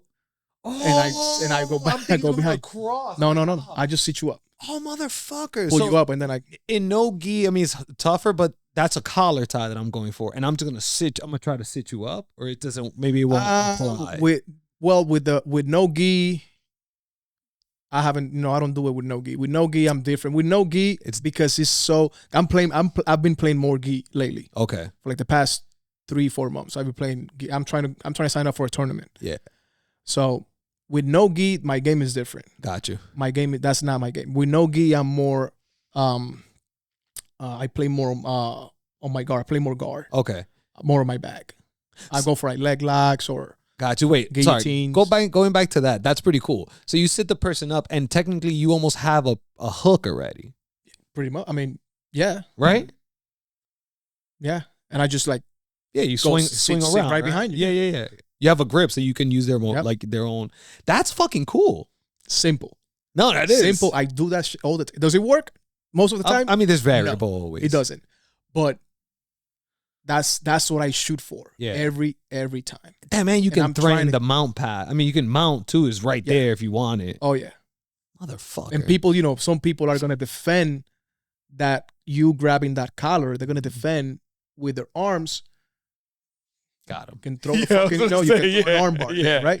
Bring that arm up. The arm bar, you're not defending that collar. Guess what? All right, you're gonna give me the collar. Maybe I'm gonna try to now grab the other collar, one, and give you, a collar choke. Yeah. There are options. So one thing that I'm working with is give you something making you react. Yeah. That's one thing that I've been working on. Yeah. Making you react to things. Yeah. Like if I'm on side control, I'm going to, cross face. Making you react. Even if I don't get what I want, but I want to see how you're going to react. Yeah. Okay, if I'm on your back, I want to give you this side, right? So you can go for it. Because I want to see how you're going to react. Yeah. All right, maybe if you pull down, then I can, if you pull down my arm, on purpose, if I'm giving you that resistance, and you pull it down, then I can hook that arm with my leg. Now it's a 2-on-1. Yeah. Those things. I'm working a little bit with those things. Got you. Doing things purposely. You're baiting now. Or baiting. Yeah. You're doing things purposely. Yeah. See you react. To see if you're gonna. That's what I like doing. Yeah. I tell Hob sometimes, I'll be like, I've been doing this for weeks. Yeah. Just waiting for that one moment. He's like, for real? I'm like, yeah, I've been I love like doing something here when I'm trying to do something here or doing something here, like make it believe, but I'm like, like with the wrestler, the big dude, I love if they have me on, like if I got him in half guard or something, I love like playing that game of trying to get him in a deep half guard. I'm not trying to do that. I just need that arm over here to get loose enough, like light enough, where I can just shoot and pull that shit. Yeah. And I'll do it for weeks. Like I'll suffer for weeks just to try to get the person light on the hand to try to do it. Yeah, dude, it's the funnest thing ever. I'm gonna tell you this, man, because it's changing. It's also changing my jiu-jitsu. Start going to striking class, bro. You've said MMA class, man. You will not do deep half. I don't do deep half. Because stupid. I will never do deep half. Never. No. Is it because you don't want to like? I'm exposed. Yeah, that's what I was about to say. If it's in a real scenario, I'm exposed. I'm just gonna. Yeah. You'll see. Like now, when people ask me questions, and let's say I'm rolling, whatever, and some guy asks me, "Oh, so what? How you escape mount?" I'm like, "Well, my dude, what are you asking me? Are you asking me for like a survival? Yeah, a jiu-jitsu thing, where you're not gonna punch my face, or are you asking me like if we're going at it? Yeah, because it's different. Like I'm not gonna go for if you're a mount, I'm not gonna go for an elbow escape. Yeah, while you are pounding my face, right? No, I'm gonna do different things. So what are you asking? Like, I don't know. Well, yeah, you got to figure it out, dude. buddy. It changes, man. It changed because I've been doing the MMA a lot because of my midnight schedule. Yeah, I've been doing MMA more, and bro, there's this 16-year-old girl. She just bullies me. I'm not surprised, dude. Fucking bullies me. How long she been doing that shit? Forever. I was telling Berto about that. I'm like, yo, there's some like it's legit. If kids learn something since they were kids, I'm like, yo, you can start at 20 and do it forever. And but I don't know, like you're like it's so feeling. Yeah, bro. It's like right. It's so weird. It's like intuitive for them. It's I don't know. Like while their brain was developing, it's almost like their brain developed thinking that this is part of survival. Yeah, like this jiu-jitsu thing that they were doing. Or like MMA, like whatever. And now it's just like, this is just how the brain was developed for them to it's like language and jiu-jitsu. Like it's the same shit. Like you need both of them. It's fucking crazy. So when you said 16 fucking you up, I'm like, yeah. Yeah, dude. She's a fucking killer and she's always going to be a killer. Always. And and obviously 16, she's like maybe 120 pounds. Yeah. I'm not going to explode. No, of course. Yeah. But her technique. Skill, I was going to say, skill, technique is... Shit. Go easy, and fucking she throws hands and then she shoots, and then I'm with my legs all the way up. I'm in the air. I'm like, what the fuck is going on? My voice stacked. She's right in your face, dude. And I'm telling you, man, MMA change the way I look at jiu-jitsu. Yeah. How do you guys like? I'm curious. How what's like the typical day like? Because I mean. What, like, how do they separate it? Like, is it a shooting day? Is it a stand-up day? Is it a grappling day? No. They go by so they do a lot of classes. They do a ton of classes. Right? So they have a class at 5 a.m. Yeah. They have another class at 10. Yeah. And depending on the instructor. Gotcha. It's all depending on the instructor. They know. Yeah, that makes sense. What they specialize. Yeah. Like, we have a guy, Jimmy, leg locks, Tuesdays night. Yeah, 6:30 leg locks. That's cool. He's leg lock serious, man. Legit. It's on Facebook. Yeah. Jimmy Campbell. This is awesome. Then we have Mike Rossi, black belt, judo black belt. He does a lot of takedowns. Tossing motherfuckers. Trips, foot sweeps. It's awesome, dude. Yeah. Then we have he's been injured for a little while now, but he's slowly coming back. Yeah. Jerry Navarro. Thursdays. He's a wrestler. So now it's weird takedowns and takedowns and pins and side control, top work. Great. So then you have Rob. Then Rob teaches. Then Rob goes just all around. He just teaches you all around. Then you have Rich is more playing from your back, guard. Okay. Because he has long legs, long limbs. So that's his game. Yeah. But I hate those motherfuckers. Oh, dude, it's so annoying. When they pull you into their guard, whether you like it or not, from anywhere, that's the fucking worst. Yeah. And you're going. And then you got to fight so hard to get out. Yeah. And then, like I got small, I don't have like big legs. So like, I'm not going to fight you that much. Like if you get a lumberjack, like I'm not going to wait for you to shove your fucking knee up my ass. I'm going to be like, you got it, bro. Like you earned it. I'm going to let you go. Those motherfuckers are so long that to them is like, nah, bro, that's not enough. From anywhere, they cannot. Like me, it's a fucking battle to get a triangle. I can imagine. Battle, because I have short legs. A battle to get a triangle for me. I get them. It's hard for people to take your back though, right? Yeah. Because you're wide as fuck. Yeah, my shoulders. You're broad. Yeah, you got my shoulder. Yeah. So that must be annoying for people. Yeah. Okay. That's that makes sense. I mean, just everybody has their their unfair advantage. Their advantage, right? But those guys with long limbs like that, man, they throw darts from everywhere. Yeah, bro. They can shoot that shit anywhere. They shoot these triangles from everywhere. It's amazing the way how jiu-jitsu fits your body type. If you find your game that fits your body type, ooh man, awesome. That's what I really like about jiu-jitsu. Yeah. But yeah, my academy, man, they have all these instructors. That's cool. And they all have their own individual games. And on Sunday mornings, Mike Rossi has his judo class. He has a judo class. That's cool. It's pretty legit. Like I'm lucky. Yeah. Lucky that I'm 5 minutes away from that place. Nice. That helps so much. Hell yeah, I can imagine. So like a lot of what do you do? You say you're training even like your in-house SWAT team and all that. Like what are you doing kind of so in Connecticut we moved away. So for years, for decades, we've had this defensive tactics curriculum, which was lockup, right? Good things, bad things, but then from my perspective, the bad thing that I always saw with lockup is that there was never an academy that you can go and practice the move that they show you in lockup. Okay. Like the moves that they show you to take a person down, the rear century takedown thing that they show you, right? The move that they showed. Once you learn them in the academy, that's it. That's the last time. That's crazy. That's it. That's the last time unless you were doing them in-house. Yeah. But in-house is just 4 hours a year.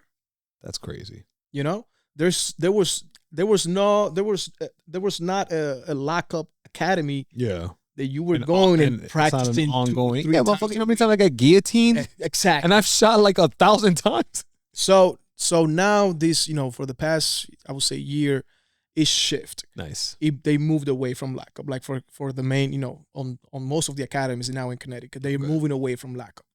So now they're doing the Officer Survival Series. Okay. This shirt that I got, Officer Survival Series. So Rob Mago, he put together that curriculum with other black belts that is more jiu-jitsu. It's not just jiu-jitsu based, but he has a lot of jiu-jitsu concepts. Yeah, because it's grappling, correct? Correct. Okay. But it's not just grappling. Yeah. It's not just grappling. It's also, how to get up from, how to get up using a wall. Yeah. How to get away, how to defend a gun grab. Yeah. Using jiu-jitsu before it was gun grab, and now I'm hitting your wrist. But if you're on drugs, are you gonna feel that? No. Adrenaline, are you gonna feel that? You won't. It's in this new curriculum is introducing now wrestling concepts. That's awesome. Jiu-jitsu concepts. Yeah. Judo concepts. Yeah. That it works better, is safer. For me and for the person who I'm dealing with. 100%. And you can train it as much as you want. Yeah. There are jiu-jitsu places all over the fucking place. Yeah. So you can train whatever you want. You can train how much you want. So it's not a requirement, but it's encouraged right now? So no, right now if you are in the academy, you are getting that type of training. That's fucking awesome. You are getting the officer survival training. They teach you, they teach you takedowns. They teach you side control. They teach you how to get up. Yeah, it's another thing too. Like motherfuckers will at least feel what it is too. Yes. Right? Like that's important. Maybe weed out a couple that like, it's this physical. Oh yeah, motherfucker. Dude, so on great. On that curriculum, there's a pressure test. Because that's the thing. Before all, these DT curriculums, they were not pressure tested. Yeah. Like they were like, you can do this and do that. And what's that fake ass karate? Yeah, you be seeing Steven Seagal and Mike Dojo shit. Yeah. So they were not pressure tested. Yeah. These things were not pressure tested. And then you had cops going out there with these false false confidence, thinking that, yeah, I'm going to be able to, if I grab you here and I'm going to do this and I'm going to do that and pressure points, it's not going to work. Some of the people that we deal with, they're on drugs. Yeah, I can imagine. They are all hyped up. Yeah, because it's uppers, right? It's fucking cocaine, amphetamines. Not just that, adrenaline. Oh, forgot. Yeah, your heart rate is at a... You're all that's right. On a domestic, you've been fighting with your wife, you're all pumped up. Ready to fuck somebody up. You think that I'm me pinning your shoulder and... Yeah. No, dude. He just has to move, and that's the pain compliance is not going to be there. Yeah, so most of the things that they were teaching for decades, since the 80s. Yeah. Since this, longer than that. 90s and, 2000s, that's when it got bigger. Yeah. It was pressure points. It was, pain compliance. And then you teach that only 4 hours out of the year. What do you think you're going to get? Yeah. What do you think you're going to get? You're going to get somebody who's going to... Number one, most cops are not in great shape. Correct. Most cops over-rely on their tools. Mm-hmm. So what happens when you use your tool? It doesn't work. And then the person is still coming at you. And now you're not in the greatest shape of your life. Yeah, and now you are in fight or flight mode too. And now you're not a cop anymore. You're not a cop anymore. You're trying to live like... Yeah. But it's not justified for you to shoot that person, but because you are in a position that, oh shit, now you're panicking. Yeah. Now you're panicking. Now you are in fear for your life. That becomes, if you're in fear for your life, then you have to use what you have to do. Of course. You have to do what you have to do to protect your life. Yep. This curriculum is more like you have more options. Yeah. More options that are being pressure tested. Yeah. And it's on you if you're not practicing, because there's a jiu-jitsu gym near you. I don't care where you are. There's a jiu-jitsu gym near you, and it's on you to, once you complete the academy and once you complete the course, to practice more. Yeah. Because all those moves, man, are pressure tested. Yeah. All of them. That's awesome. All of them. The knife concept, protect. How to defend a knife, how to defend a rear naked choke. Yeah. How to defend somebody. It has you on a guillotine, which happens a lot. Yeah, I was gonna say, I'm assuming the bulldog happens nonstop. Happens all the time. Happens super easy to get out, but like you got to know how to get out. And guess what? That's a deadly use of force scenario. No, it's not. I'm choking you. Oh, that's true. I have my arms around your neck. Yeah, that's true. I can choke you. That's a deadly use of force scenario. That is 100% a deadly use of force scenario. I can choke you just by doing this. No, 100%. Yeah. So just by learning how to get out, which they teach that to my son. Yeah. Yo, by the way, Owen, it's so funny because Owen is for sure Jotty's kid. Yeah. But then if you put him like behind like a screen and you just look at his body, he's like, oh, that's Olaph's son. It's so funny, right? Because he's a little shorter, but he has broad shoulders. Yeah. His hands don't fit his body because he has big hands, and his feet don't fit his body. I'm like, yo, that's so funny. Yeah. He's you. Yeah. But then he's like blanquito and everything like Jotty, and I'm like, yo, it's crazy how he's literally like both of you guys. Like I said, that dude, yeah, man. I mean, he's doing jiu-jitsu a lot. He got 2 stripes the other day. Let's go. 2 stripes. He's a white belt with 4 stripes now. That's cool. How many fucking stripes to get his yellow? So after he's 7 or 8, I don't know. Good. Make him earn that shit. Oh no, because these 2 stripes he earned it. He hasn't got a stripe for like a year or maybe more. That's how you do it. Maybe so.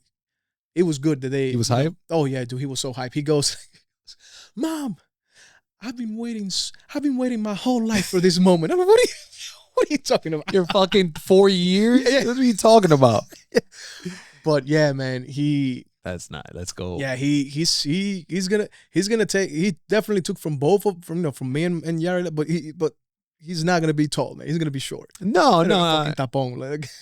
But his body frame is you. Yeah. I mean, like Jadi's on, like Jadi's family too. They're smaller for sure, but it's just funny. His body frame is literally yours. I'm like, that kid looks like Olaph. Yeah, he walks like you too. And I'm like, that's so funny. Like, it's funny how the boys, especially. That's interesting. Yeah, bro. I like literally. That's the first thing I told Jadi. I was like, Jadi, that's crazy. He looks like you, but like he just reminds me of Olaph. It's so weird. But boys do that shit. Like, tell him, Maris, like Raiden when he gets up, he goes, like because his knees. That's his knees. Because like I be trying to get up without my hands now, just like to make it a habit with jiu-jitsu. So like I try to never, like when I sit, I try on the floor, I try to like keep my hands up, like learn how to fucking sit and learn how to stand up. So he does it too. But sometimes you motherfuckers, I'm running fucking because of more. I'm running a half marathon in April, so I've been practicing nonstop.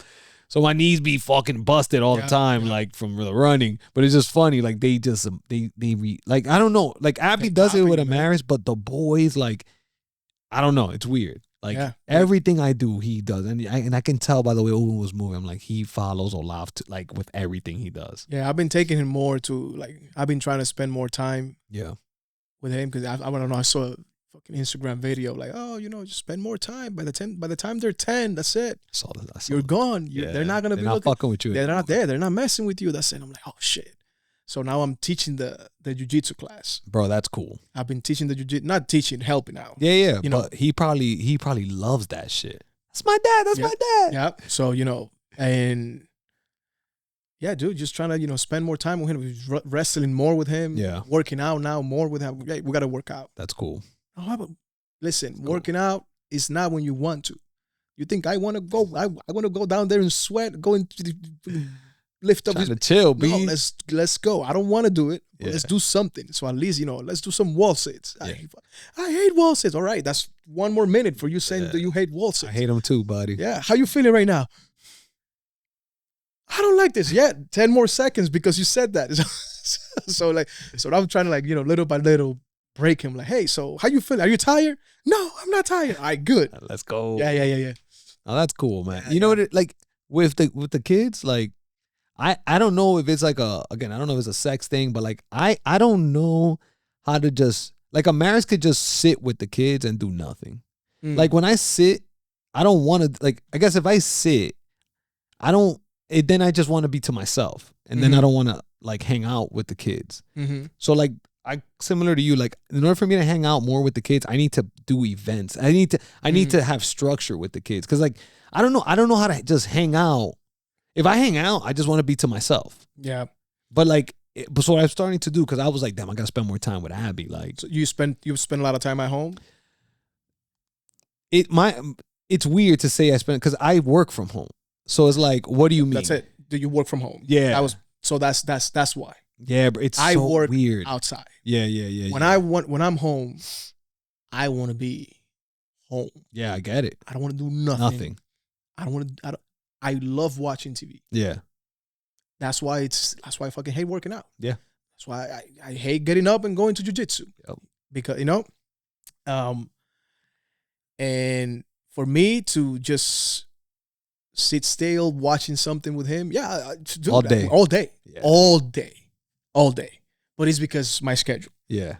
I don't want to go out there. Good. If you're home, I can see how, I want to do something, Yeah. I'm here the entire time. Yeah, bro, that's what it is. Yeah. And more, like I'm remote. But what I'm learning to do now is I do like activities with Abby. Like, I'm like, all right, Ronnie, you don't know how to just chill with her. So at least like just do shit with her. So like I'll do like science projects with her. Cause like I'll be into it. And like, it's more for me than her, to be honest. But it's just like now we have something that we do together. Yeah. Cause like I don't know. Again, I'm like, I thought I was gonna naturally be good at like doing activities with kids and like with my kids. Yeah. Cause of PAL. I'm like, oh shit, that's not me at all. Like, dude, I mean, I don't know the dynamic with a girl. Yeah. Because maybe it's that's different. Like Owen would not. He will sit still. That's true. He will sit still. like if we're playing with the cars and we recreate this whole world, and he will play with you for hours. Yeah. If you do that, right?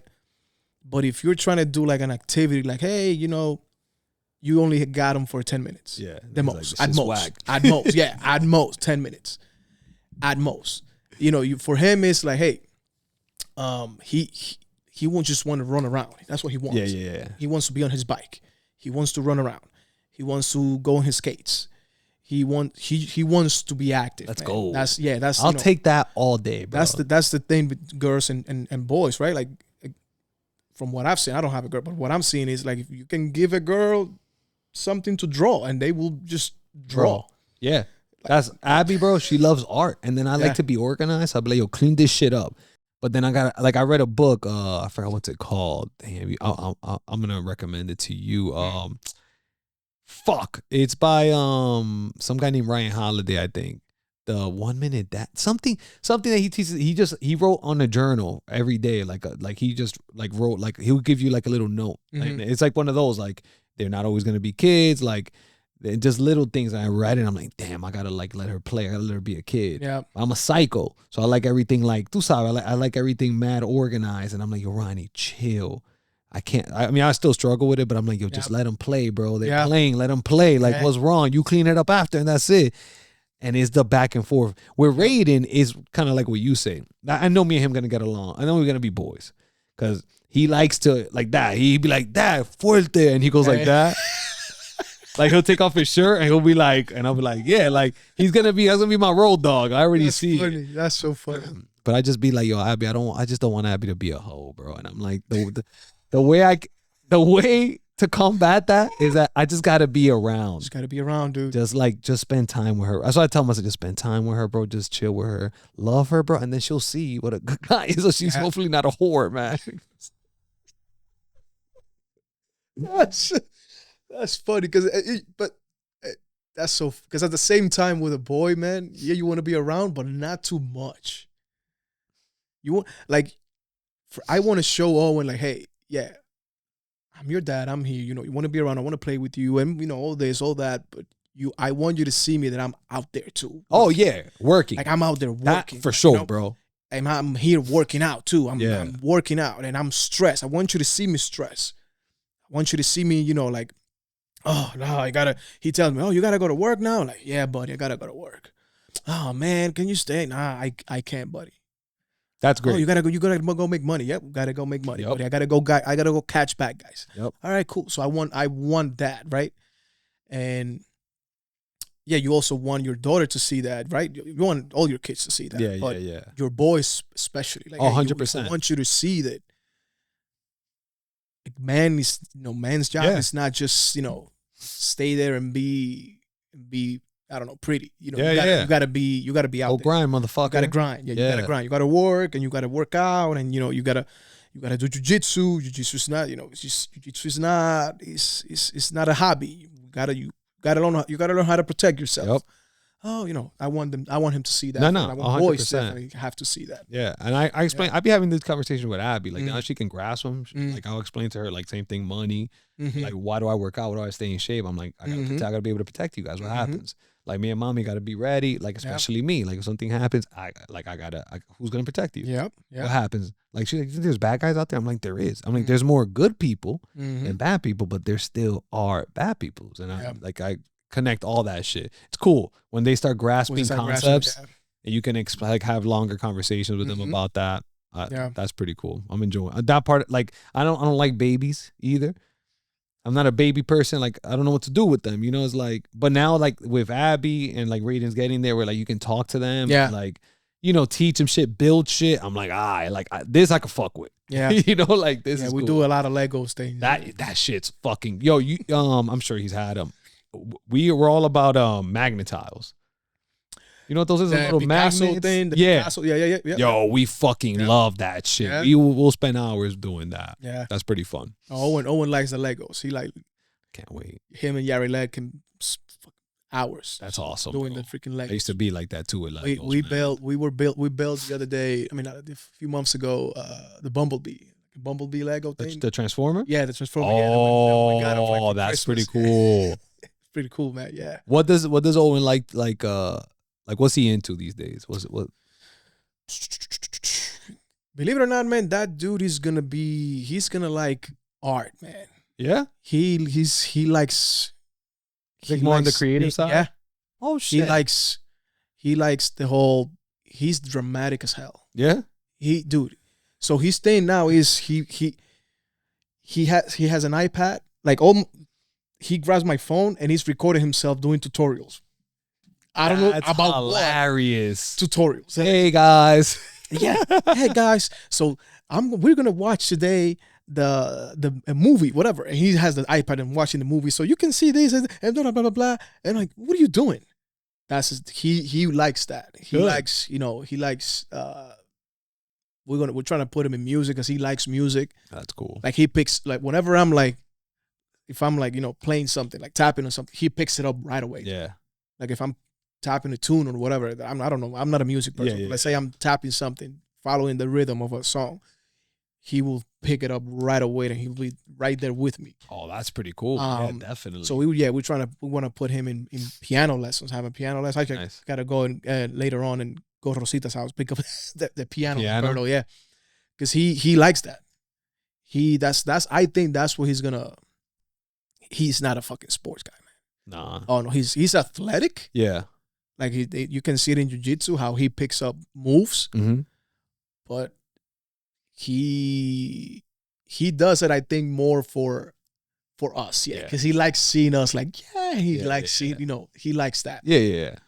But when he comes to like him recording, he gravitates towards arts. That's cool. Yeah. Drawing. He wrote a book the other day. He wrote a book, How to Catch a Dragon. I'm like, if you wrote it, and I'm gonna help you with the drawing. So that's what he likes. That's cool though. Yeah. I love that creativity stuff, man. Abby, we'll see. But Abby, she likes the creative stuff, but she also likes a little bit of the entrepreneurial stuff. Oh shit. So like she was like, yo, she was like, if I do this art, you think we could put a sign and put it for sale? I'm like, I think we can. Like anybody who comes up, I'm like, they'll give you the money for it, Abby. I'm like, it just can't be that much, but they'll pay you for it. She's pretty cool. All right. So like little by little, like she's liking that, like that. She sees me too, and I always talk to her about it. I'm like, I do this and then I do that, but she's liking it too. So I'm like, yo, I hope. She was like, yo, can I buy she wants to buy a Polaroid camera.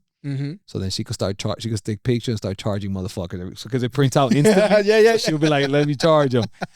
So I'm hoping that she'll be mad fun if she gets on that grind. That's cool. But Raiden's too young. He likes Spider-Man. That's it. And that's because I fucking Amaris is like playing. I'm like, yo, superheroes, bro. Play superheroes for my boy. Yeah, I mean, yeah. He likes Spider-Man now, so I'm excited. I'll be watching I'll be watching him with him. Yeah. The Spidey and friends. Yeah, I mean that all those stages, man, it's fun, dude. And you'll see once you start taking him to T-ball. Yeah. Did Abby do T-ball and stuff like that? No, Abby was more like I had her in dance and ballet. Yeah. You'll see with boys, dude. Yeah. Did she learn how to ride his bike yet? Abby now that she's into it. Before she wasn't. So she's been riding around the house, and now when it gets warmer, we're gonna take her outside. To me, that was I've never been happier, dude. Yeah, never. That's cool. Than the first time that he rode his bike. Dude. Yeah. It's like a se me hacen agua los ojos. Yeah. It was fun, man. It was awesome to see him like that raw emotion, him falling down. I'm like, okay, no, I gotta go back up. Let's do it. Let's try again. Oh, that's him? Yeah. Oh, let's fucking go. And he falls. All right, no, let's try again. Are you all right? Yeah, I'm okay. Oh, scrap. Yeah. And he falls. Let's try again. We were for like an hour, maybe more, and he didn't get it the first day. He got a little bit, like he pedaled like a few feet, and then he got a few feet, and he's like, yeah, I did it, you did it, dude. The next day, back to the beginning, picked it up. Oh, get the fuck out of here! Picked it up like the first ride. As soon as I pushed him, gone. Damn. So all he needed was like a proof of concept. I got a video behind me. Yeah, keep going, keep pedaling, dude. the best moment of my life. That's awesome. Seeing him learning how to ride his bike. Yeah, and resilience, like showing the resilience, Awesome. saying "fuck Just it," I'm wait. like, we gonna fix. Wait, it was the best. Yeah. Now we got him on like a big boy's bike because we bought. Yeah, like before he had a little one. Now the one he has now is big. I got it for him for Christmas. Yeah. So he was so excited that all right, let's go outside. Whatever, it's snowing. Whatever, don't worry. Let's go outside, dude. He like nothing.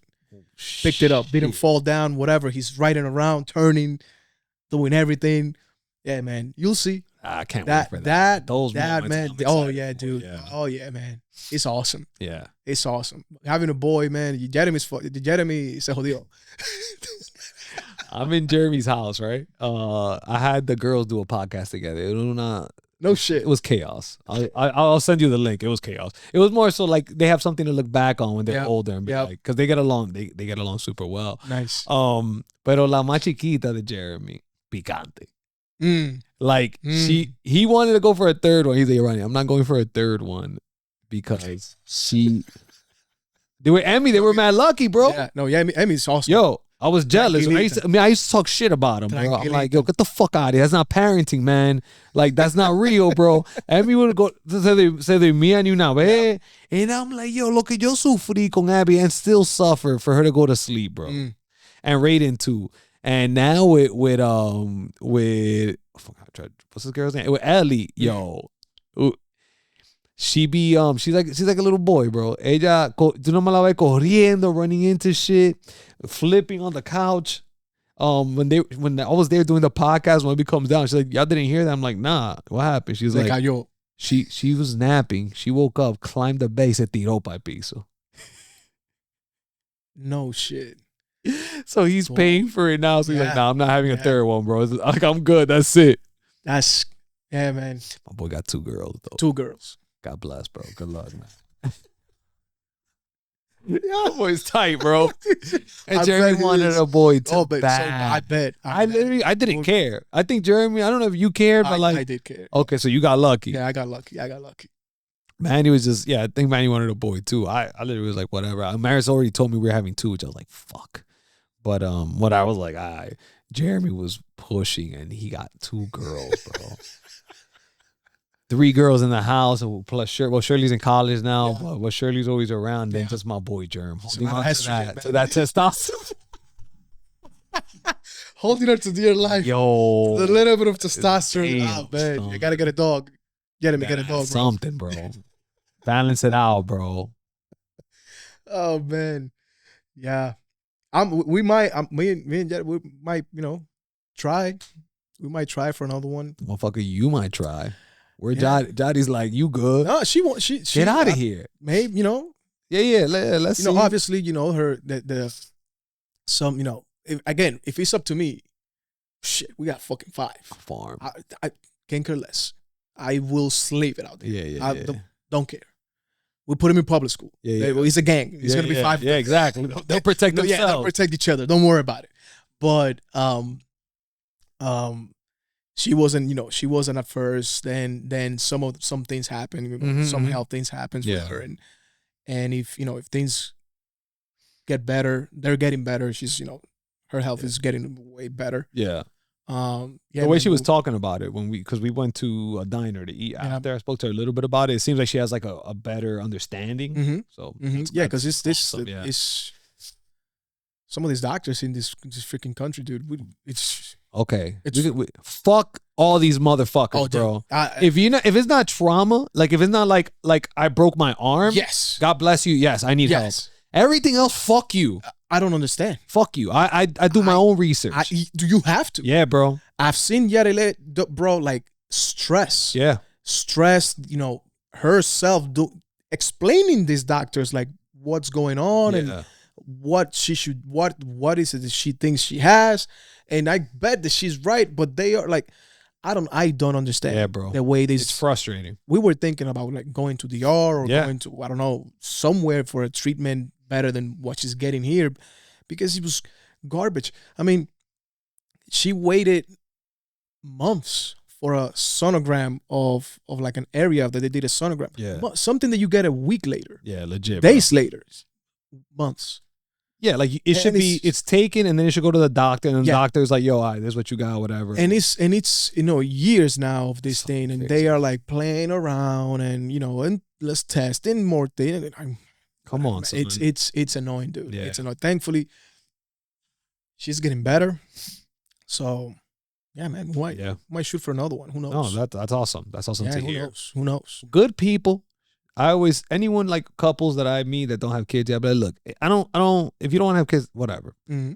But if you're considering it and you're good, I'm like, good people need to have kids. Oh yeah.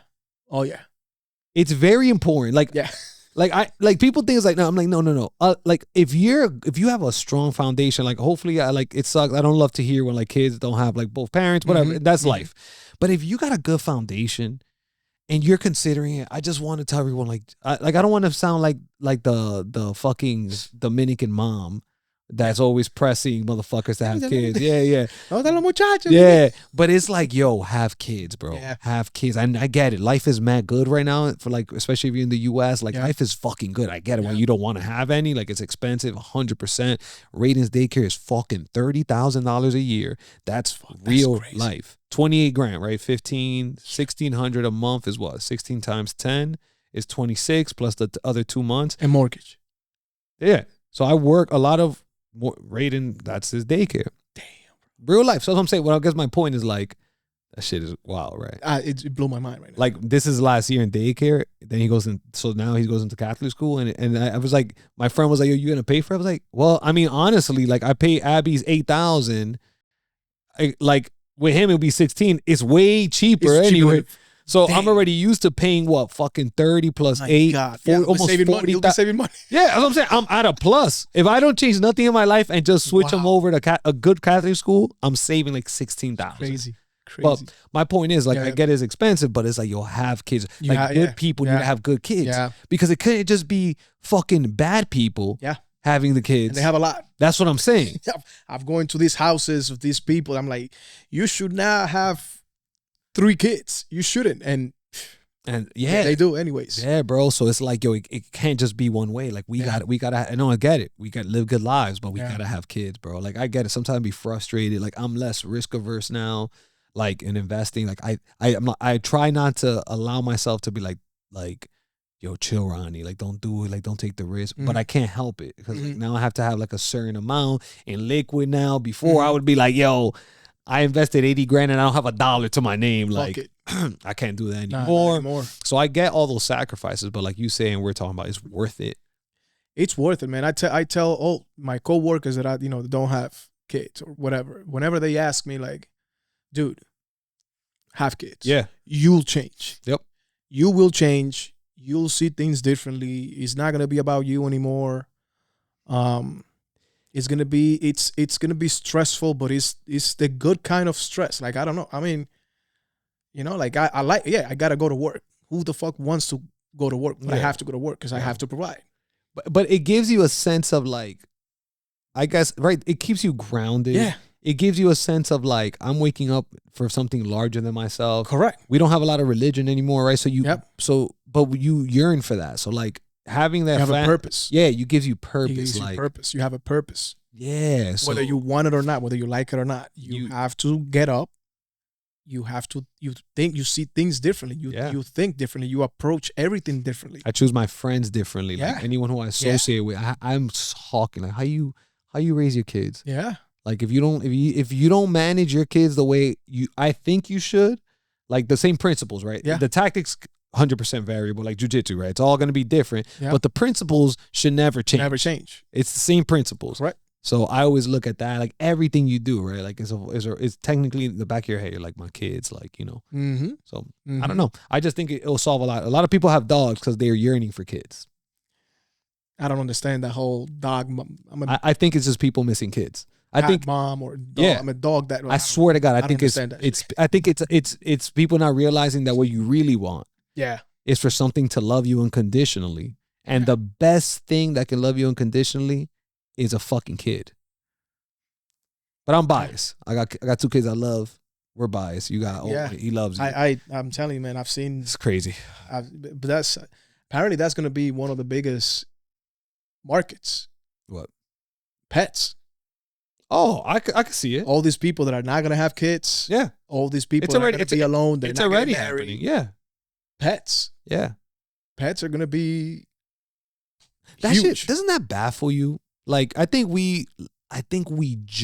our generation, maybe every fucking generation says what I'm about to say.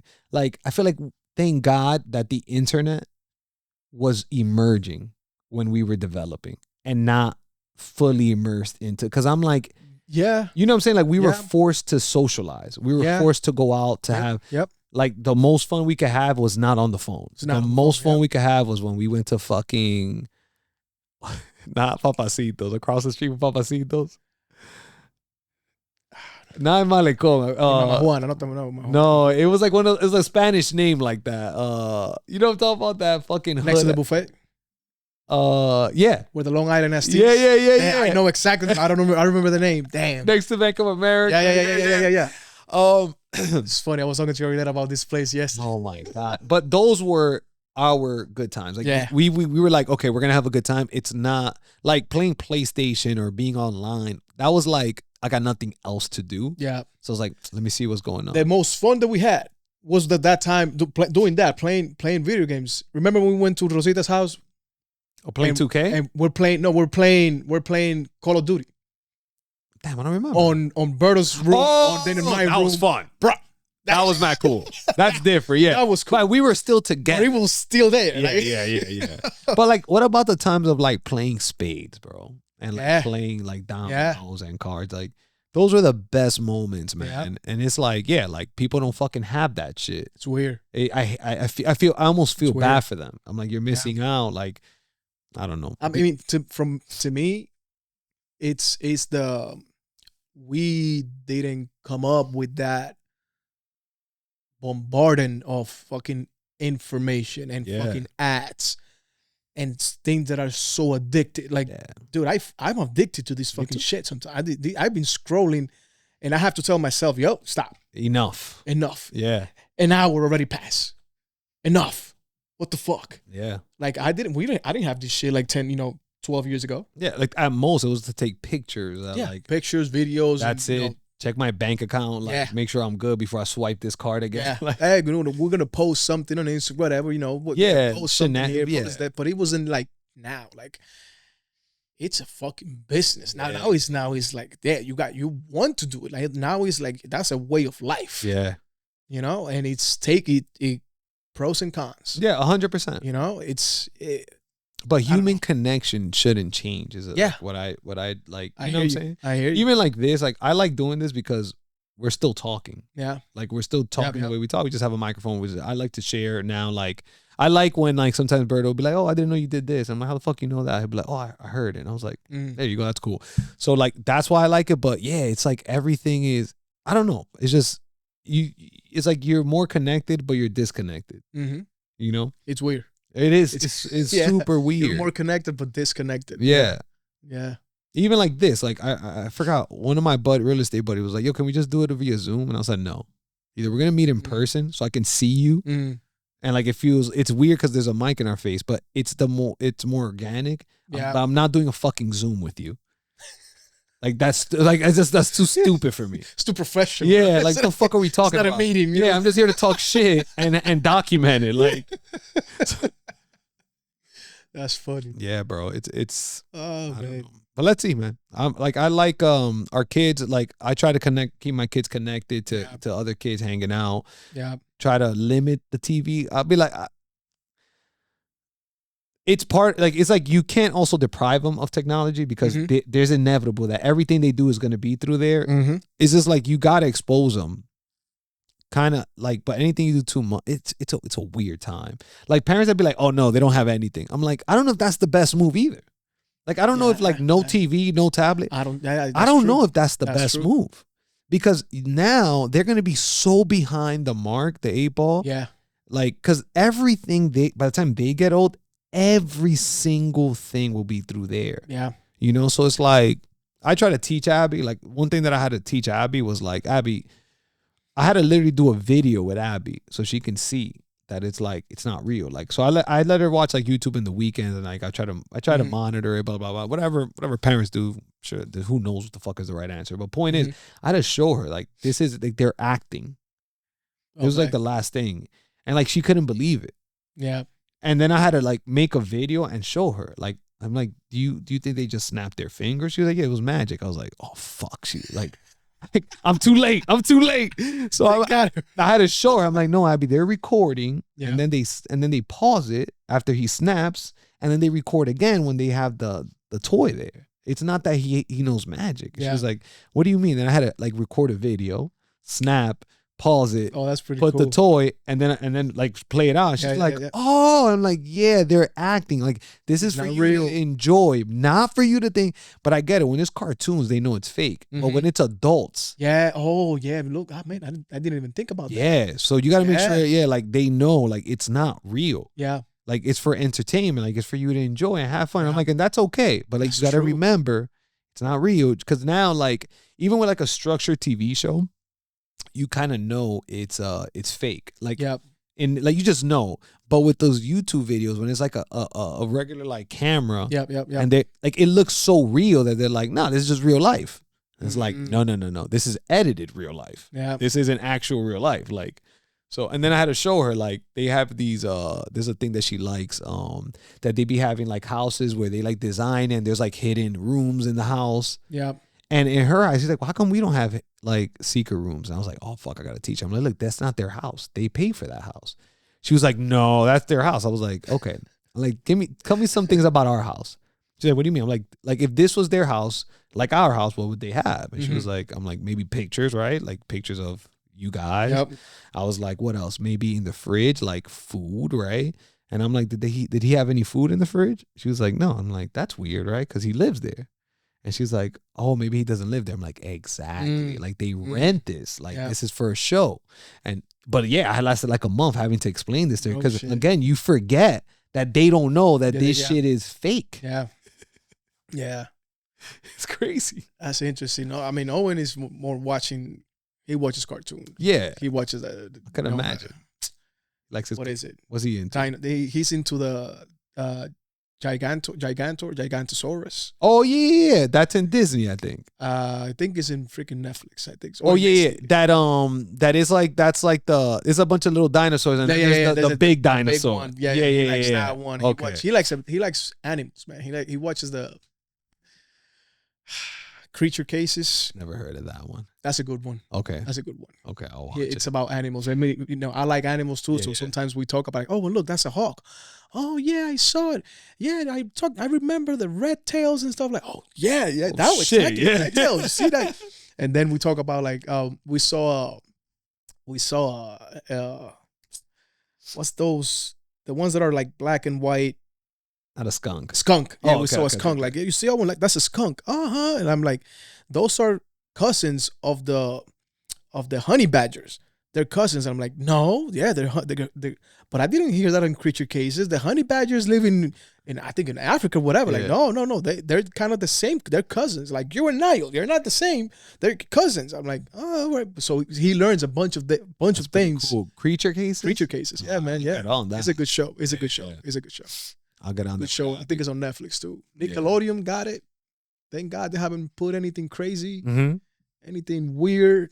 Because you got to check for that too. But late, I have to watch a lot of times because I'm like, sometimes they be, they'll push it like fucking. I was watching some show. I think it's called like Danger Force. It's a bit of it's like a superhero show in Nickelodeon. But during COVID, they put a fucking, and no knock to whoever, but they had a fucking they had with those people that dress up. What is wrong? Like people that dress up, like dudes that dress up in women's clothes. Transvestite. No. Like they, you know what I'm saying? Drag queens. Drag queen. Drag queens. Damn, I want an opportunity to first explain it. All of a sudden during COVID, they're like that show. They're no longer on the set. And they're like doing a Zoom show, and a fucking drag queen pops up. I'm like, whoa! I'm like, yo, let me explain it first. Oh man, yo! So I'm like, nah, y'all can't do that, son. But that was during the time it was, but it was just Yeah. That shit had me dying. I'm like, yo, me and Amaris laughing. I'm like, you can't do that, bro. You gotta give the parents a chance. Give me a chance. Yeah, man. No. This cartoons is good. Like Okay. Again, Nickelodeon had it, so I don't know if. Yeah. No. I know because I haven't seen nothing crazy. Okay. I haven't seen nothing weird. It's fucking crazy, bro. But it's a good show. It's a good show. She should watch it. If she likes animals, you know that she'll enjoy that. Show. It's pretty good. That's why I got to be in Catholic school because of that, bro. I'm like, at least I know. I'm like your stuff, especially in New Jersey, bro. It's super weird, man. New Jersey's weird. I know the laws, everything. Yeah, but the Catholic school that she's in, like, it's very traditional, and I'm like, nice. I always tell people, I'm like, look, Abby's gonna choose whether she wants to follow religion or not, and honestly, I'm fine either or. But what I do know is that with like the religion, she's in a Christian school or in a Catholic school, I'm sorry, and like at least I know that they're gonna teach her like the principles that they perceive to be what a good Catholic is, which you can kind of agree with, like be nice to your neighbor, like be nice to your friends. Yep. That's fine. When it gets to the point where it's like religion, maybe Abby's like, I don't want to keep learning this. Okay, we'll get fine with me. But for right now, if you're teaching my kid, aside from like very like high academics, like be a good person, like be that and nothing else, that's fine. I got everything else. Like I'm present. I got everything else. Yeah. I just don't want anybody, like, you know, naturally you don't want another fucking adult teaching your kids anything outside of what you expect. Correct. So correct. Yeah, I mean, I've heard people, no, you know, public schools and Catholic schools and private schools, whatever. Sorry, man. I've seen some crazy things. I went to public school. Public schools, dude. Yeah. I've seen some crazy things, some crazy teachers, some crazy students, crazy things that they teach, that they are forced to teach. Yep. You know, I don't mind the extra work that I got to put in for him to be in a little private school. Yeah. I don't mind it. That's fine. That's how I feel. At all, dude. That shit don't hurt me at all. Nope. That one doesn't hurt me. No. That one doesn't hurt me. And it's, you know, and it's like you said, the morals that they teach. It follows more of what I believe. Yeah. You know? That's it. I went to a Catholic school. So my high school was a Catholic school.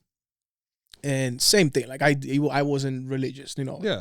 But again, the morals that they teach you is and the people that are around you too, because that's the other thing. That's one of the things that influence you the most. Like with us, you know, with our friends, it's the people that you're around with. Mm-hmm. It influences you more than your parents. 100%. You know? Yeah. So it's, there's a thing they say is like first they idolize you, then they demonize you, and then they humanize you. Correct. Right. So when they're in high school, you're the enemy. You're the fucking enemy. So, you know, at least you want to try to set them up where they have like a solid group of core friends because you've got no influence, bro. No, nothing. And you want to start, you know, from now. 100%. You know, because you can see the kids that he's hanging out with, you know, the same friends that go to the jiu-jitsu, to jiu-jitsu, to baseball. That's what you want. To hockey. Yep. It's kind of like the same, you know, kind of a little group, you know. So that's what you want. You want to set them up with that. You don't want, you know. Again, it's just, like there's some crazy stories, man, about these public schools, man, you know, that are happening, and I don't know. Yeah, and I always tell Max, I'm like, I wonder if it was always this wild. And I think it is. I think it wasn't reported as much. Yeah, I agree. Yeah. Like people used to be like, oh, it used to be so much safer. Like I could stay outside. I'm like, motherfucker, mad people really got raped. Yep. And they were told not to say a word. Yep. But I'm pretty sure it was the same amount of danger. More. Like probably, yeah, exactly. More. Less exposure. Less exposure. So get the fuck out of here, bro. It was more than I think I you know, some freaking Instagram video on how dangerous was in the 80s for kids. People have no fucking yanking kids all over the fucking place, and nobody knew where they were. Yeah, you had the fucking milk carton that's missing. That's it. There was no social media that, you know, things going viral. Yeah, you know how it is. One video and everybody watches. That's it. So everybody now is scared. There was none of that. Yeah, bro. There was none of that. Well, you know, we check your fucking kids. Yeah. Man, vulnerable ass kid. You telling me it was safe? I'm like, and that never resonated with him. Like, the fuck out of here. No. It wasn't safe. It wasn't safer. It's you know, it's us to our generation, right? We wanted more control. we want to have him near us all the time. We don't want things to happen. Like when was the last time you saw a kid with a cast, bro? Oh, that's a good question. I haven't seen a kid with a cast. Wow, I haven't seen one in years. A boot, yeah, like, like if you sprain your ankle, a boot. Yeah, and that's overkill. Yeah, but I haven't seen one in cast.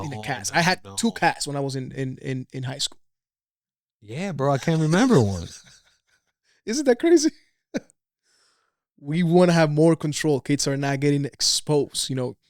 Look at the playgrounds that we have. They're so different now. Safe, man. Back then, it was a freaking literally jungle gym. It was rusted ass metal bars. Yo, I'm trying to remember a fucking kid with a cast, bro. I can't remember one. I don't remember one. I haven't seen one. And we work with kids. Yeah. We work with kids. I see kids all the time. No, yeah. You know what was the last kid I can remember in PAL? Remember that kid? It was a chubby kid in summer camp. That he landed on his arm and he broke. Yes, I remember that. That was PS48. Yeah. Yeah. That's the only kid I can think of. Yeah, okay. We got one. Yeah. But that was what? Like what? Maybe more than 10 years? 15 years ago? Yeah, man. Motherfucker. Yo, Olaph, I got a 3:30, but this was fun. How long you think we did? I don't know. An hour, 2 hours? 2 hours. Oh, look at that. That's pretty cool.